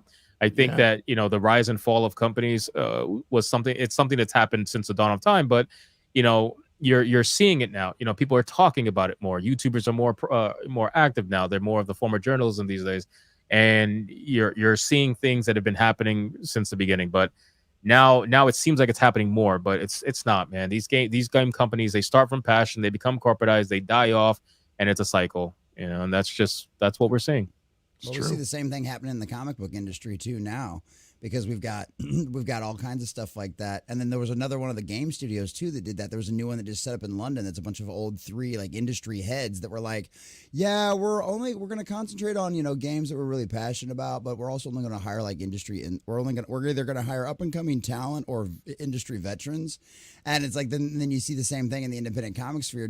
You see the comics books thing doing that way. You see industry legends going out there and doing their own thing, or getting involved with independent creators like the Rippaverse and like all of that. And, you know, with Fund My Comic and all kinds of places like that. And it's funny to see that, because I think we're seeing that across the board culturally now. I think you're starting to finally see things that have gotten too big to fail. They've gotten too big for their britches, and they're finally starting to fall down. You see it throughout Hollywood, right? With Hollywood now having to consolidate everything because they're all so broke. None of them can afford anything on their own anymore. And as that happens, you get more independent studios out all over the country, you know, that are actually pushing for that kind of thing. And it's great to see, because we're going to get way better content once all of this stuff is decentralized. So I hope so. It'll be a bright, shiny new age. It will be. I want to make sure I hit this. Future Boy for another 2 says Hypno is just a guest. Hail Shags. Yeah, man. Shout out Future Boy. No, shout out Future Boy. Give no credit to Shags though. He's a piece of shit. 100%. I can't say that I'm the guest. Piece of dog. Oh yes, you can. Oh no, you get your licks too. No Diddy. But yes, giggity. I try to relax when I'm on other people's streams and just take it easy, because I'm constantly yelling on mine. So it feels nice to just be able to chill. And it's funny. That's how I am on my my videos. Like when I did the videos, at least, like I have no problem going to fuck off. Like monetization be damned. I'm here to make people laugh and entertain them and shit like that. I don't want to do that to somebody else's channel because I don't care about the money that's being made, but they do. Right. Well, for me, you know, I love going on other people's things because then I can, like, I just want to chill and like I'll go at the host pace. You know what I mean? I'll go at their pace. They want to ask me a ton of questions. Cool. If they just want to chill and relax, even better, because when Jesse, you do this fucking addiction, it's just charging. He's still smoking it. But you know, I don't do it as much as you, but you know, even I do 3 streams a week. People are like, oh man, you do this a lot. I'm like, dude, do you see some of these other YouTubers? They're like every day, like 3, Bro. like 7 days a week. Quartering pushes out 18 videos a day and streams like 14 times a week. Right. Dude, he's my inspiration. I think the only difference between me and most other, I mean, besides Jesse here, but like I got a family, so there's that part of it that I work a full-time job and then I do this at night. So I guess with that I do it a lot, but like I'm like, man, there's people out here who do this all the time. Like I'm not busy. Just having fun. Well, I didn't do it all the time until I was able to. You know what I mean? Like True. Like I said before I became full time, I was releasing 2 videos a day every day, streaming once a week on SNH. That was it, you know. And I was editing my own videos too, so doing my own thumbnails and everything like that. And I did it with the intention of eventually, you know, maybe it will get to a full time thing. And you know, thankfully for the last 3 months, it has been. So we'll see how it continues. Only the last 3 months have been full time for you doing YouTube. Yeah, only the last 3 months.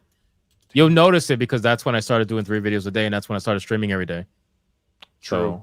So, yeah, like before then, I wasn't streaming every day. That's when I wasn't full time. People swear I was full time because of my upload schedule. I was like, nah, bro, it's not at all. I would work fucking 12, 14 hours a day and come home at night, put on the mask. film, upload, title tag, thumbnail. Like, that's it. And so you just gave your notice at work, and you're like, I'm just staying home. I'm gonna do my thing. And yeah, I basically, like, the crazy thing is, like, I'm only making half probably what I used to, but the thing is, you know, like I said, I'm cheap, so you know, I don't need to make as much, and also too, you got to factor in the cost of going to work every day, traveling, driving, mileage, stuff like that. So that all adds up, and then before you know it, you actually don't have to make as much in order to be able to do this. And then I just so happen to just, I guess, enable maximum grifter mode. I really don't know. And then the channel has just been exploding on the streams. You know, my viewers take care of me. They're great, and I appreciate them. So do you think it was because I'm a live streamer. I'm not a video maker, but I've thought like, you know, it's probably worth, and maybe I should be doing the video. I'll tell you flat out, you got to do both to be maximum successful. Yeah, just flat out. That's what it is. Like, you have to. That's the hard part, man. Is like I'm starting to work with someone on getting, like, basically taking my live streams and chopping those up into like the clips, basically into my videos. Because I literally legitimately no time to like script out, write, you know, and then shoot, edit a video and upload it. If I did, I would, but it'll probably be clips because I mean, you've seen I've done more interviews in the past couple months than I had in the previous 6, and then like that's what I want to do. I want to talk to people. I want to get good people on to have one-on-one conversations with, especially people like, you know, I reached out to Mercante like twice just to see, like, hey, good luck with that.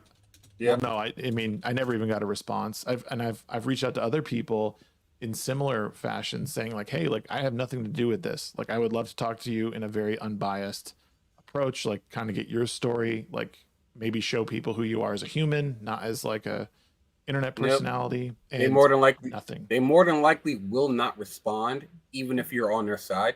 Yeah, no, it's like, crazy. That's just how they are. And if they do like the whole public thing, like when Gothix tried to talk to, I think it was Gothix tried to talk to Khalif Adams, that weird ass dude, and he was like, you know, it was either him or Mighty Keith, one of the two. And it was like my starting it was Keith. It was Keith. No, it was Khalif Adams, I think, because I sent him an email too, he actually got back to me and said, he got back to me and said, pretty much the same thing that she posted.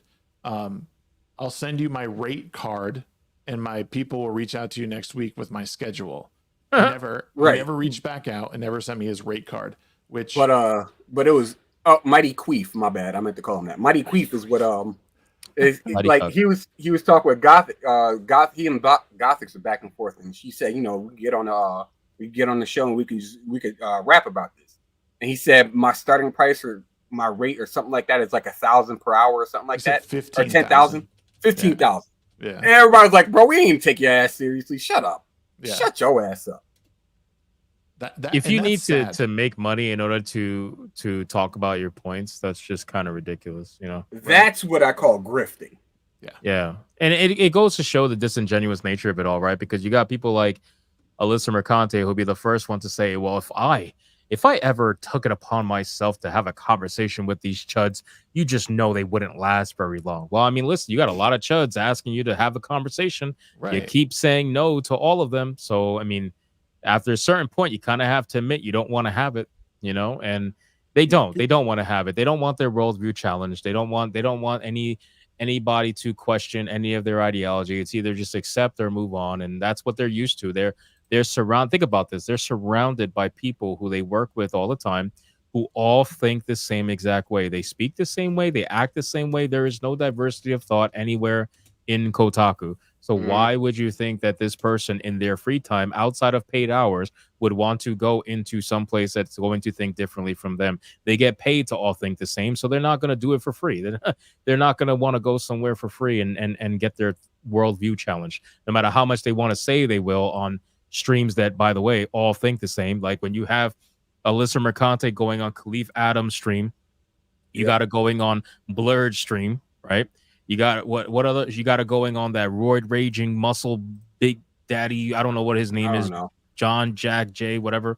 The guy who replied, guys, for Alyssa that I made fun of tonight. You got her going on his stream. So you got her going on all these streams of men who which is interesting because she has a tattoo that says, you know, all men are the enemy. But anyway, you got her going on all these guys' stream who all think the same exact way. And yet you've been invited to many different streams of people who will talk to you professionally too, man. It's not just like people are going to roast you. You know what I mean? Some channels, I was going to say some channels might, you know, myself might be one of them, but you know, people like side scrollers or the fuck else, even the quartering too. Like he won't do that.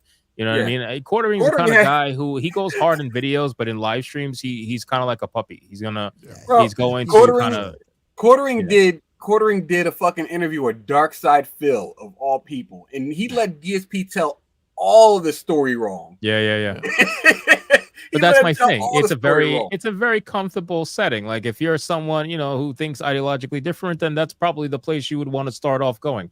You know, you're not going to start off going to, you know, a Geeks and Gamers panel stream or something like that, or even my panel stream, or even this. Like you probably, although I think Shags would be fairly even with her, but still, it's not. They have a perception of everybody involved, and they don't like this circle. This circle is a very loud circle with a lot of influence, and they don't want to admit that. They know that the circle has a lot of influence.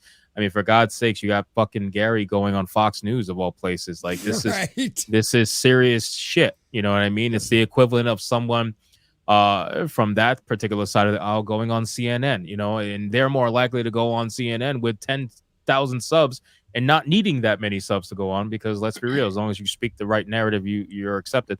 But the point is, like, it's a big deal, and they know that they have to come with an A game, and they don't have an A game. They don't have an A argument, and it is going to fall apart really quick. And I'll finish with this, like the age-old saying, right? Everybody's got a plan. Everybody's got an idea and a plan of what they're going to do, and then you get punched in the face. Yeah. And then now you got to figure out what you're going to do, right? Yeah. And not a lot of people can react on their feet. Not a lot of people have that gift of the gab to be able to talk and counter and everything like that. I learned that from my last profession, thankfully. But not a lot of people can. Life will kick your ass. Yeah, not a lot of people can do that. Not a lot of people can just be quick with it. You know, think on their feet.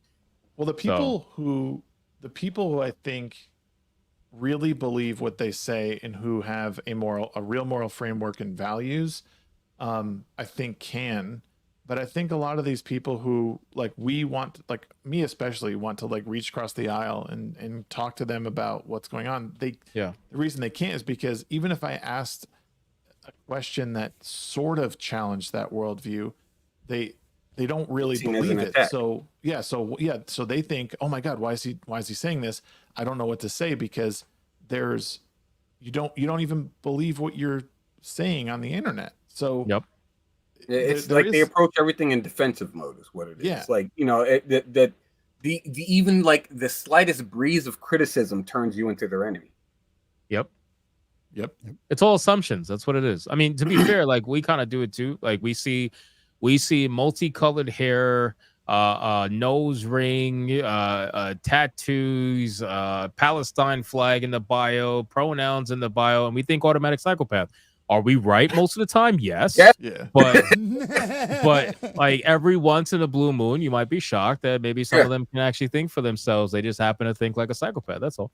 But we do it too. And so they're gonna do it. They're gonna assume, oh, this person is streaming with XYZ person or is talking about how they don't like pronouns or whatever. Oh, automatic alt-right Nazi. That's it. That I'm not gonna talk to them. I need to protect my echo chamber. Like that's how they are, man. They'll be the first ones to accuse you of being in an echo chamber, but meanwhile, they will avoid a conversation at any point given time. Yeah, man. It's pretty pathetic to watch it all happen, because, I mean, these were, growing up, these are a lot of like publications that I would, read, online to start. And now it's just like, I can't trust a word anyone says. Mm-hmm. I mean, from many different directions, whether it's, mainstream news, newspaper, which are all I think the more annoying part of all of this though is like these people who you would either keep outside, like the people in these echo chambers, you keep yourself from like having conversations with them or something like that, because they have like the bright color hair or the flags and pronouns and shit like that. Yeah. At one point in time, when you were younger, you could hold a whole ass conversation with these people because you had common interests. And now, because one person votes for Trump, or one person doesn't like politics in general, just wants the government to go away or something like that. Somebody didn't get the jab or something like that. Now all of a sudden you're public enemy number one to people you grew up with. It's the dumbest shit in my opinion. It's like you should be able to separate. At one point in time, you could separate your politics from like your personability.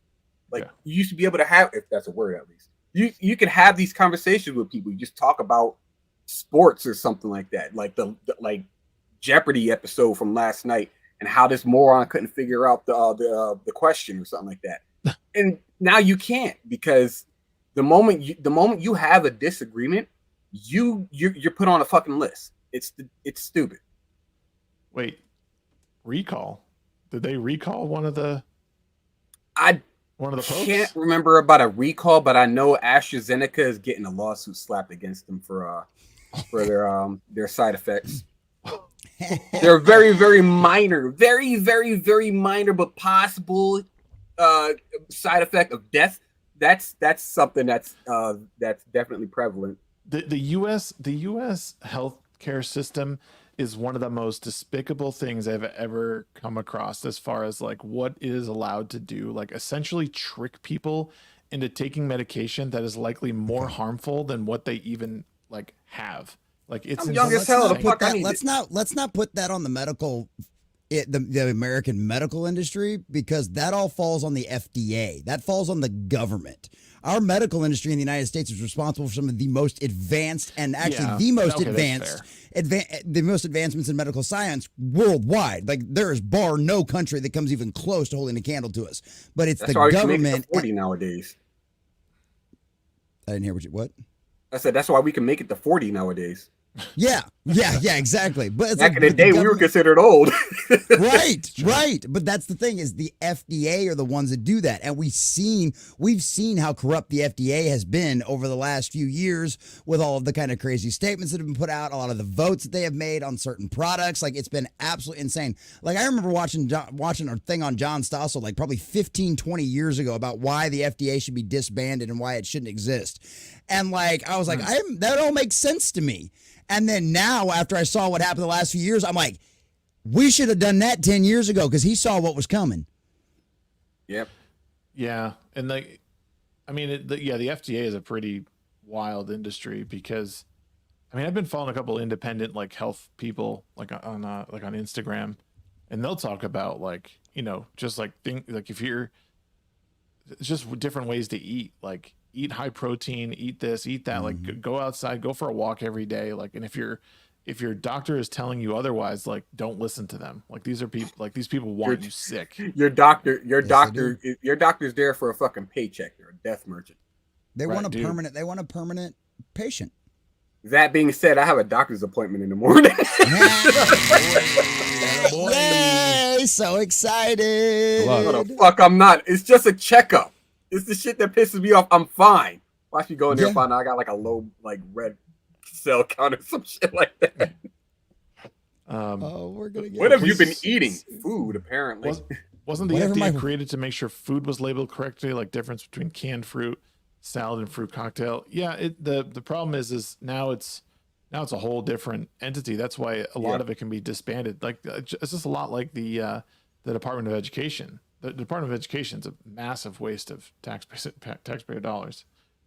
It's literally if you look at the chart from when the national education system was implemented, that the Department of Education was implemented in I think it was like the 60s.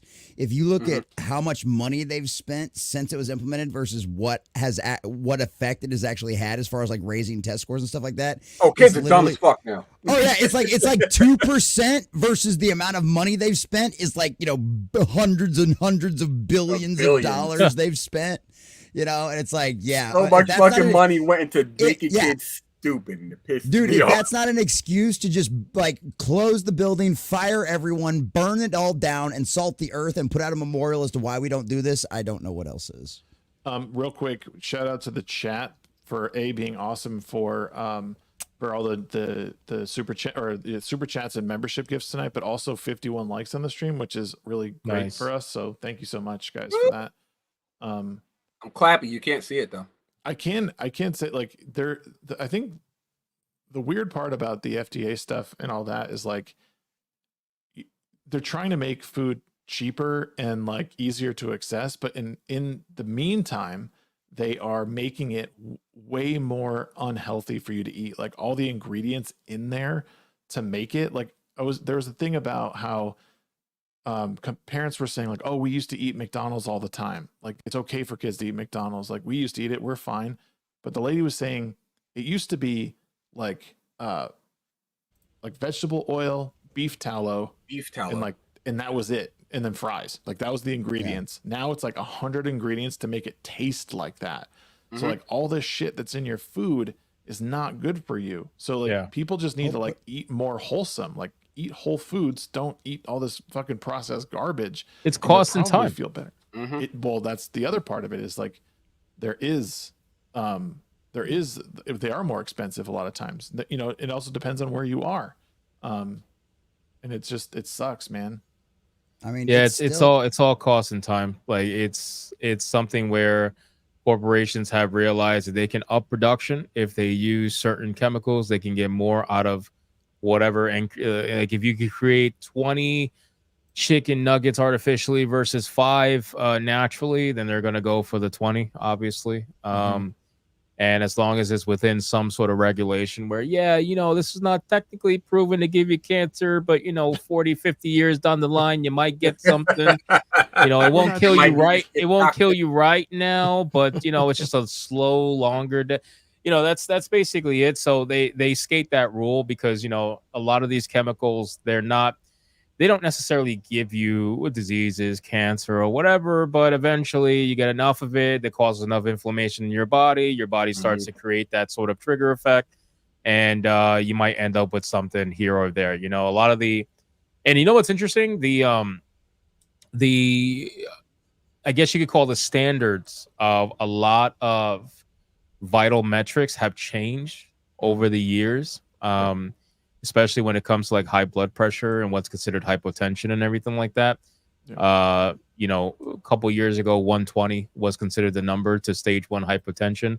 Now 140 is considered the number for stage 1 hypertension. And it's interesting because, you know, a lot of people were overly medicated for a lot of different things because the numbers were so low. Like most men, even at their healthiest, are going to be close to that 120 number, just standard.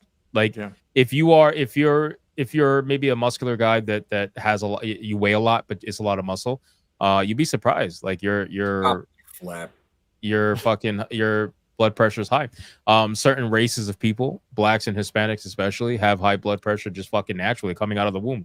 You know, like, fucking welcome. That's why we're so passionate. That's why we're so passionate. It's just how it is, you know. And I've seen some of the like thinnest women that I know have a blood pressure of 110, 115. So you mean to tell me I got 10 points between a 100-pound woman and a 200, 300-pound guy? Like that's 10 points between get the fuck out of here. Like it's very clear. But again, the numbers changed. You know, they changed.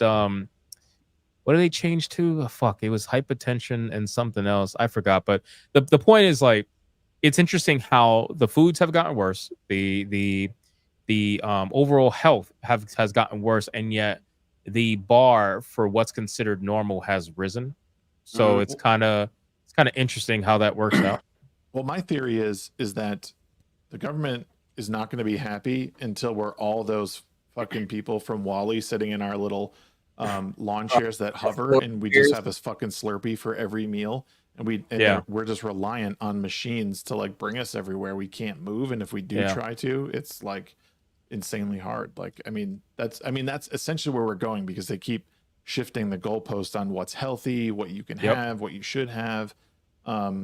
You know, and people are like convinced, like, oh, I shouldn't. That's too expensive. I shouldn't get that. Like, it is expensive, but the one thing that people don't do anymore, because I mean, it's difficult, there's no doubt about it, and it can be hard sometimes, is to meal prep. Like, you can buy cheaper ingredients and make like food at home for the whole week, and like you just take a day and make some food. And so I'll be honest with you, Shags, I'm too lazy for that shit. Yeah, I'm just gonna be real with you. You and a lot of people, man. I eat I eat fairly well. I try to eat fairly well, and I always get my exercise in. Like, you know, I have a gym in my basement that is fairly fleshed out. What I'm actually doing, since I'm expanding my studio, I think I'm gonna bring probably a bench and weights in here, just because I'm in here so much now. But the thing is,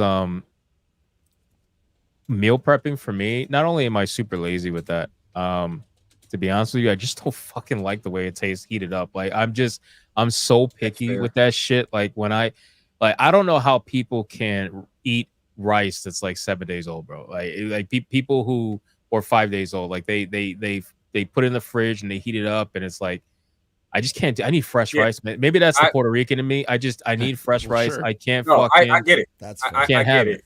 I get it. It's like, at one point in my life, like, you know, in my early 20s, which would be considered the college years, though I never went to college, I ate like a college kid. Like, I'd buy like a whole bunch of like low price food that isn't really food, like, you know, obviously some top ramen noodles or some shit like that.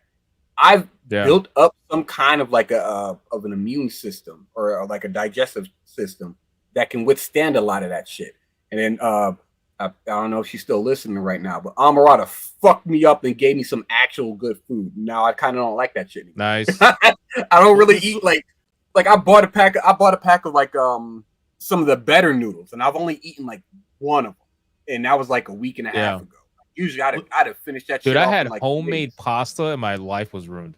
I can't eat a fucking boxed rigatoni anymore. It's rough. My life is ruined. I'm like, fuck you, man. But just to be clear, like, just because I don't meal prep, like, I just cook, bro. Like, just it's not hard to eat healthy, man. Just fucking cook. Just dedicate 30 minutes to an hour a day between prepping, cooking, and whatnot. You know what I mean? It's healthy, and that's it, to man. do that. You know, it's good for your mind. You're unplugging. You're just get away. No, it's definitely something that people should do. But listen, you guys, you need on the next Hypnocast, Next Saturday night hypnosis. You need to get this guy get the cash flowing for him. We need to get him a nice like Mexican auntie over there cooking for him every night. All right, like that's what needs to happen. Are you kidding me, man? I would fucking love that. Yeah. I will love to hire a maid. Are you kidding? Like, or a fucking cook? But you All know, right, so hear my me grift out, isn't right? that high yet, unfortunately. You'll Hear get me there. out. Hear I'm me sorry. out. My childhood, or I guess you could say kind of like the first half of my life, I've spent in New Jersey, which is predominantly Black and Hispanic. And the Hispanic side was just primarily Puerto Rican, and then it was Dominican. Only They in had, like, Bergen some County. Colombian. Everywhere else is white, dude. Come on now. No, that was Haledon. That was the first half of my childhood. But the second half of my childhood, and it was mostly like there was like bodegas everywhere, and getting like an empanada every fucking morning. I always got the beef. Mhm. I like the chicken, but I like the beef more. Put some hot sauce in that thing.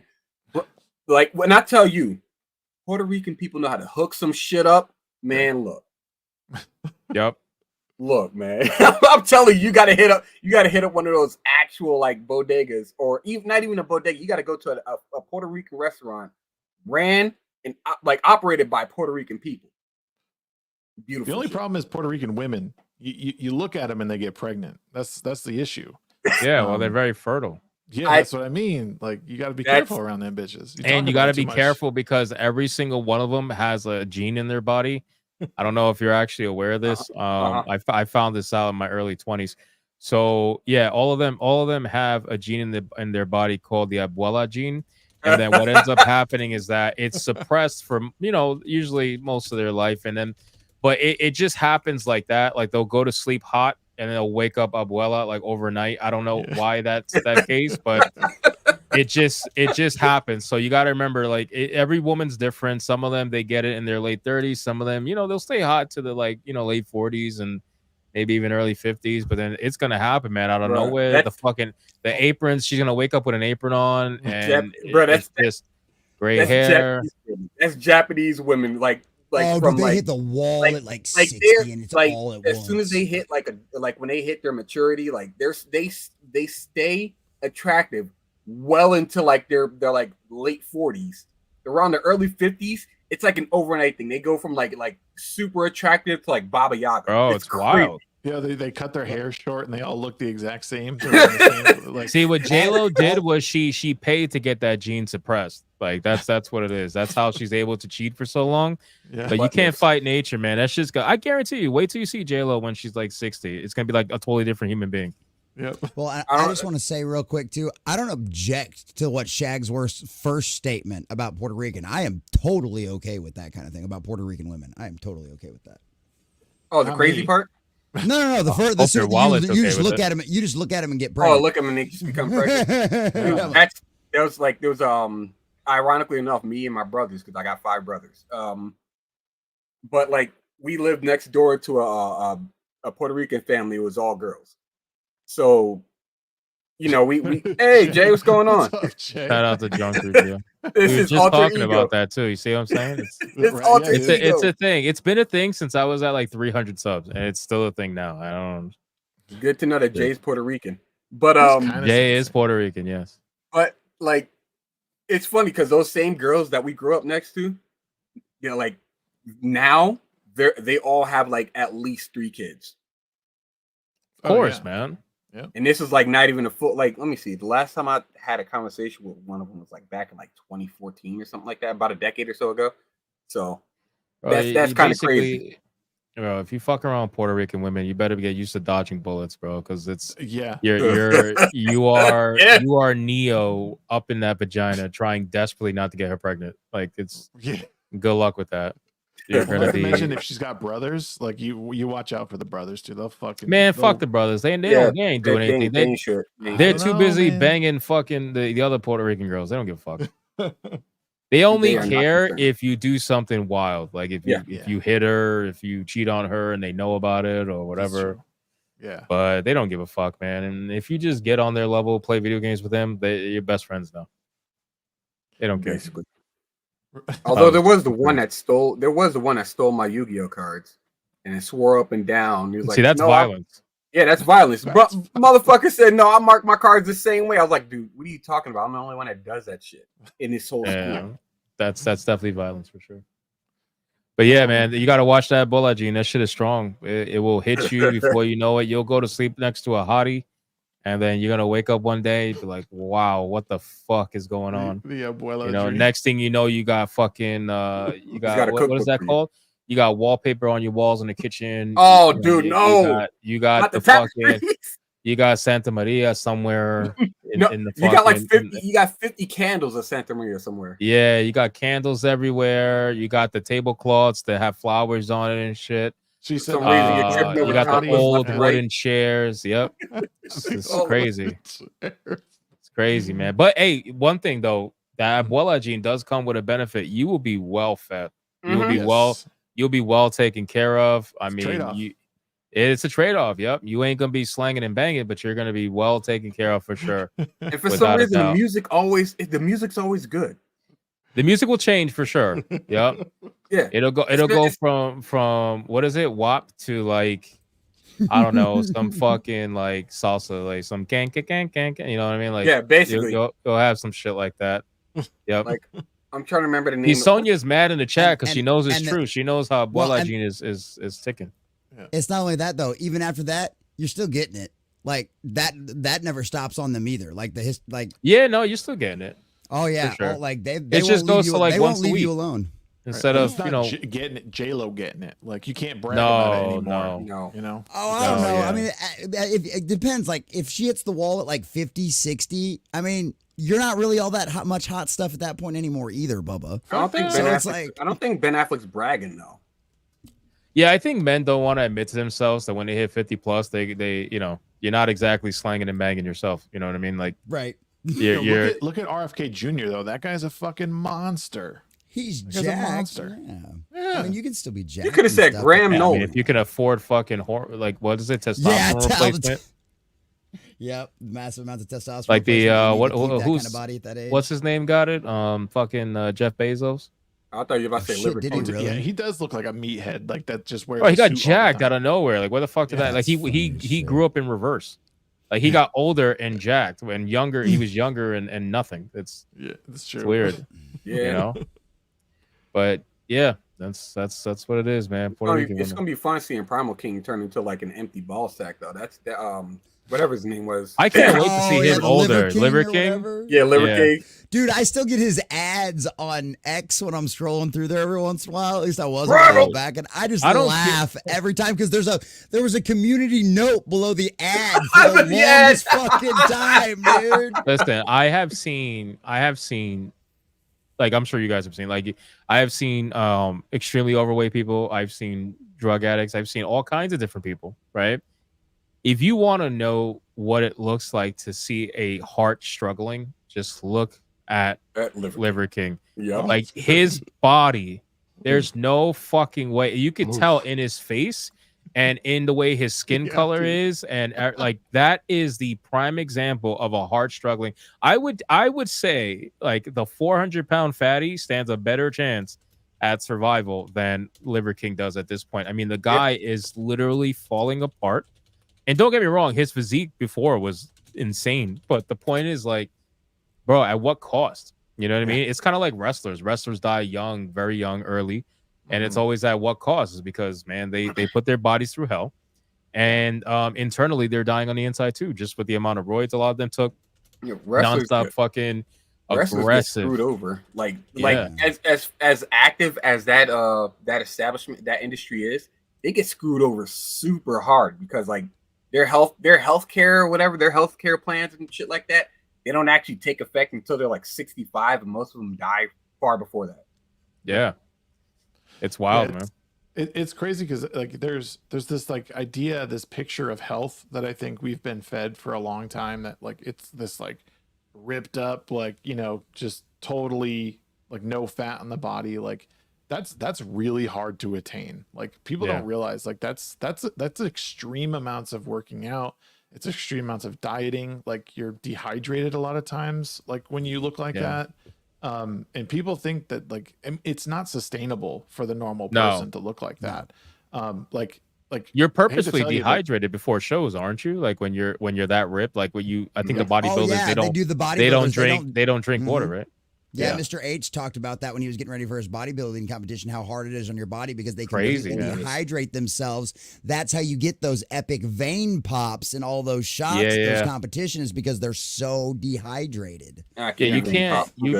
You gotta think about what it's doing internally. You know what I mean? Yeah, you might look like a fucking Greek god on the outside. That's fantastic. But like Shags was saying, on the long term, like your body is an insane machine, and it's designed to try to keep you alive as long as it possibly can. So yeah, like you could probably do some shit like that for a few days, maybe even a month or so, just completely just wrecking your shit to try to be at maximum physique.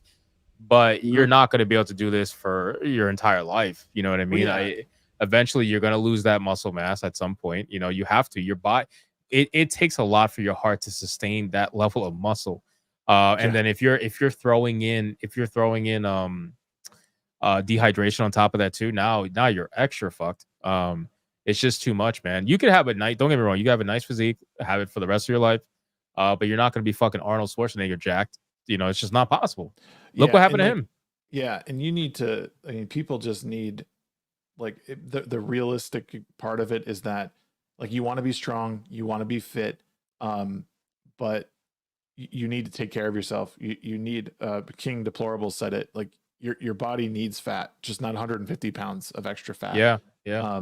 And like honestly, like dad bod is like probably the most normal like you could be. Like you said, go in, lift weights, get some cardio in, get some sunshine, eat protein. Like that's what your body needs. It doesn't, you know, and really at the end of the day, it's a balance of everything. You want to eat a bunch of crap one day? Cool. But then the next day, don't eat a bunch of crap, and then drink water and then stay hydrated. You know, everyone knows that soda's bad. Don't drink as much fucking soda.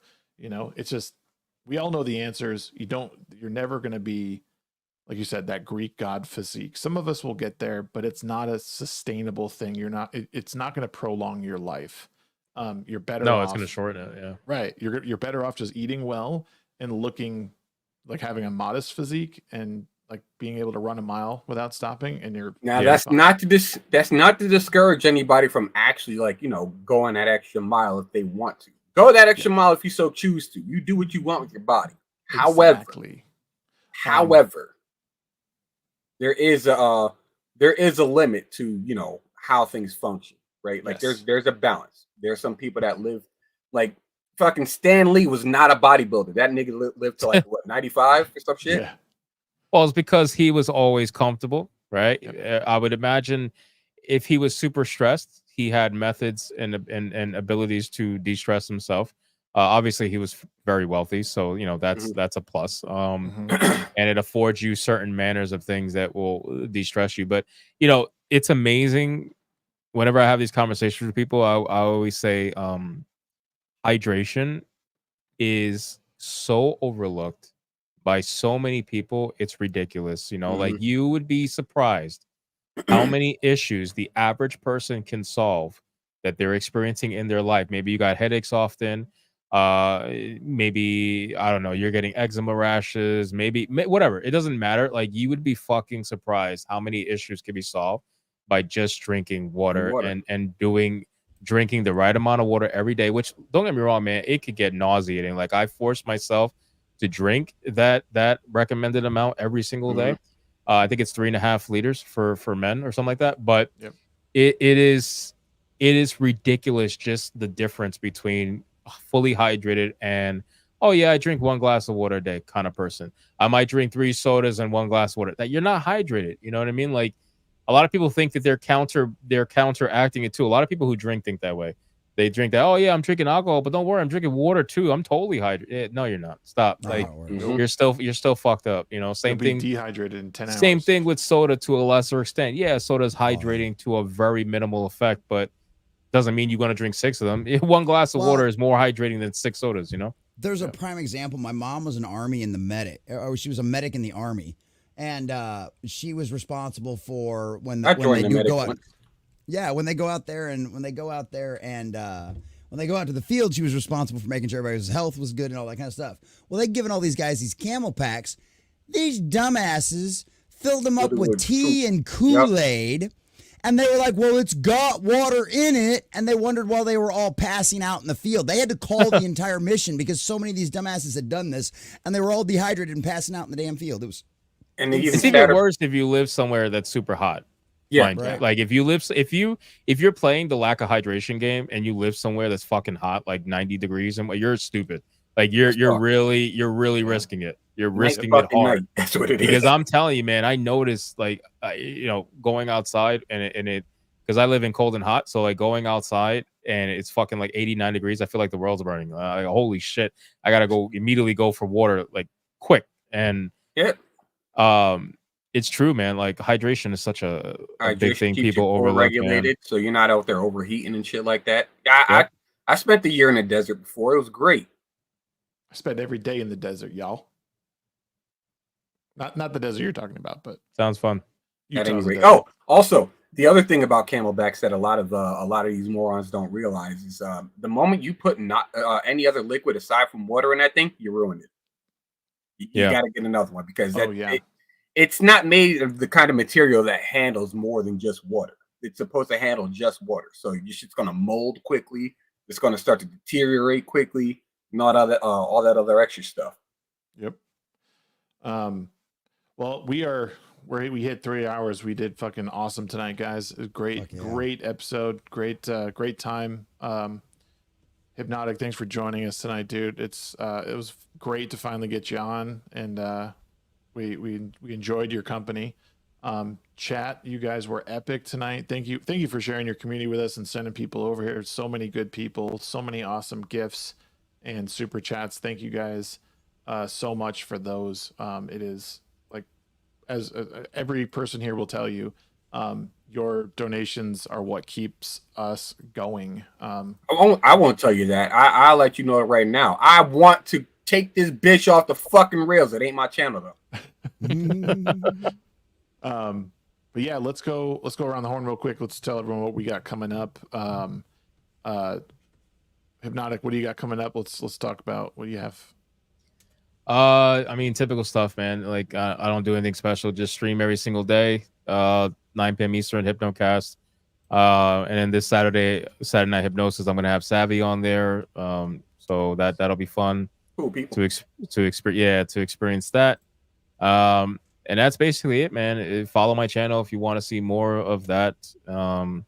Definitely follow my Twitter if you want to see roasting on a daily. That's also very fun. And that's it. That's all I got, man. Hypnocast every day and Saturday Night Hypnosis on Saturday. That's it. Sick. Jesse, what do you got, bud? Potentially a morning stream tomorrow at 11 a.m. for the morning prep. My mother's in town right now, so we're kind of got to play that by ear depending on what she's got going on and when she wakes up. So I might end up out at the beach all day again tomorrow. We'll have to see what happens. But other than that, come subscribe to the new Common Nerds channel if you haven't already. We just got our official notification today that we're monetized again over there.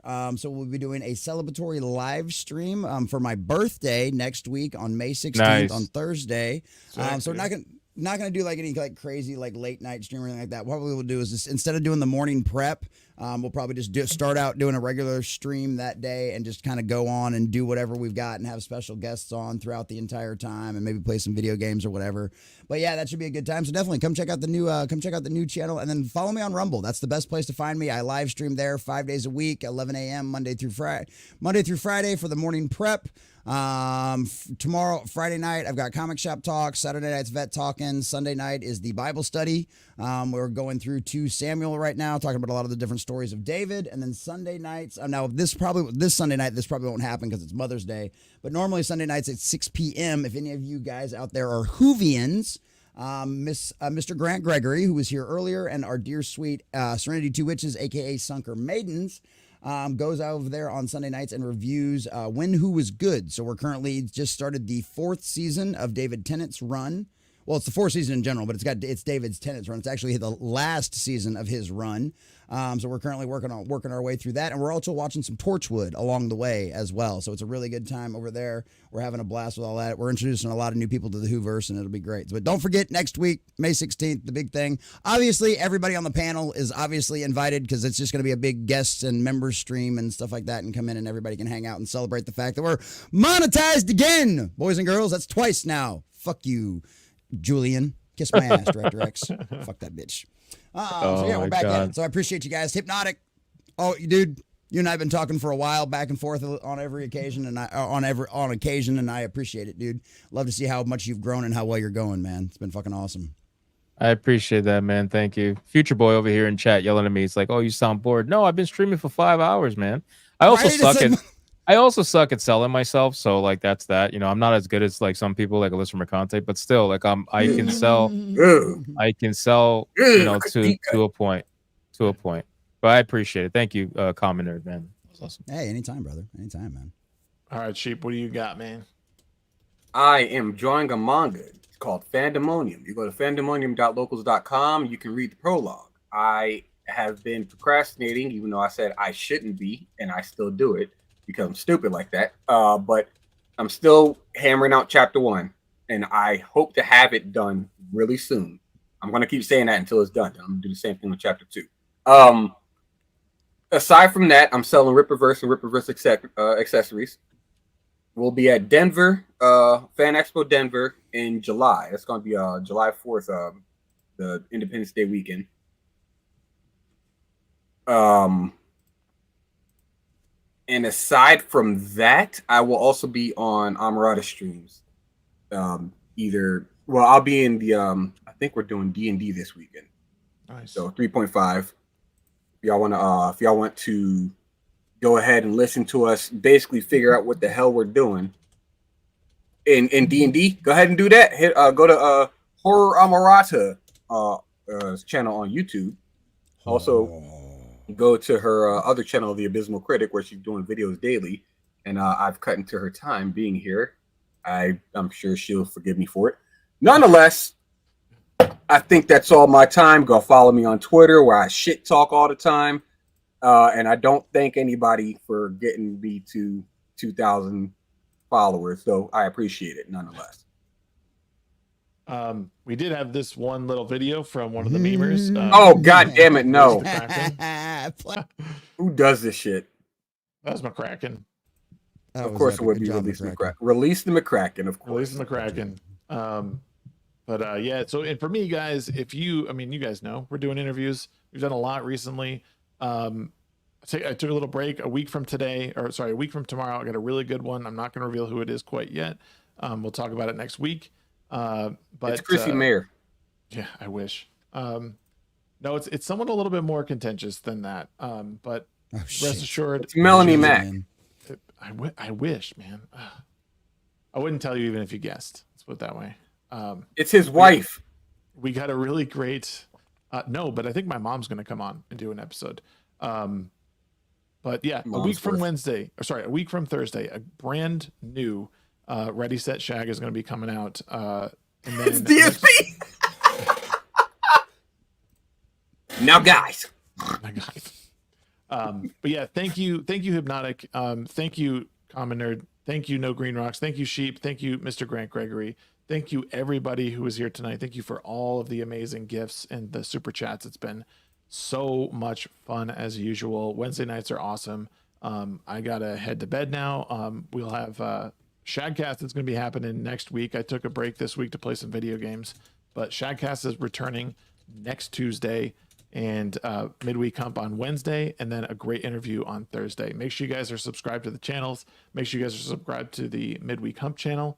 And that's it. We'll see you guys next week. Peace out. Later.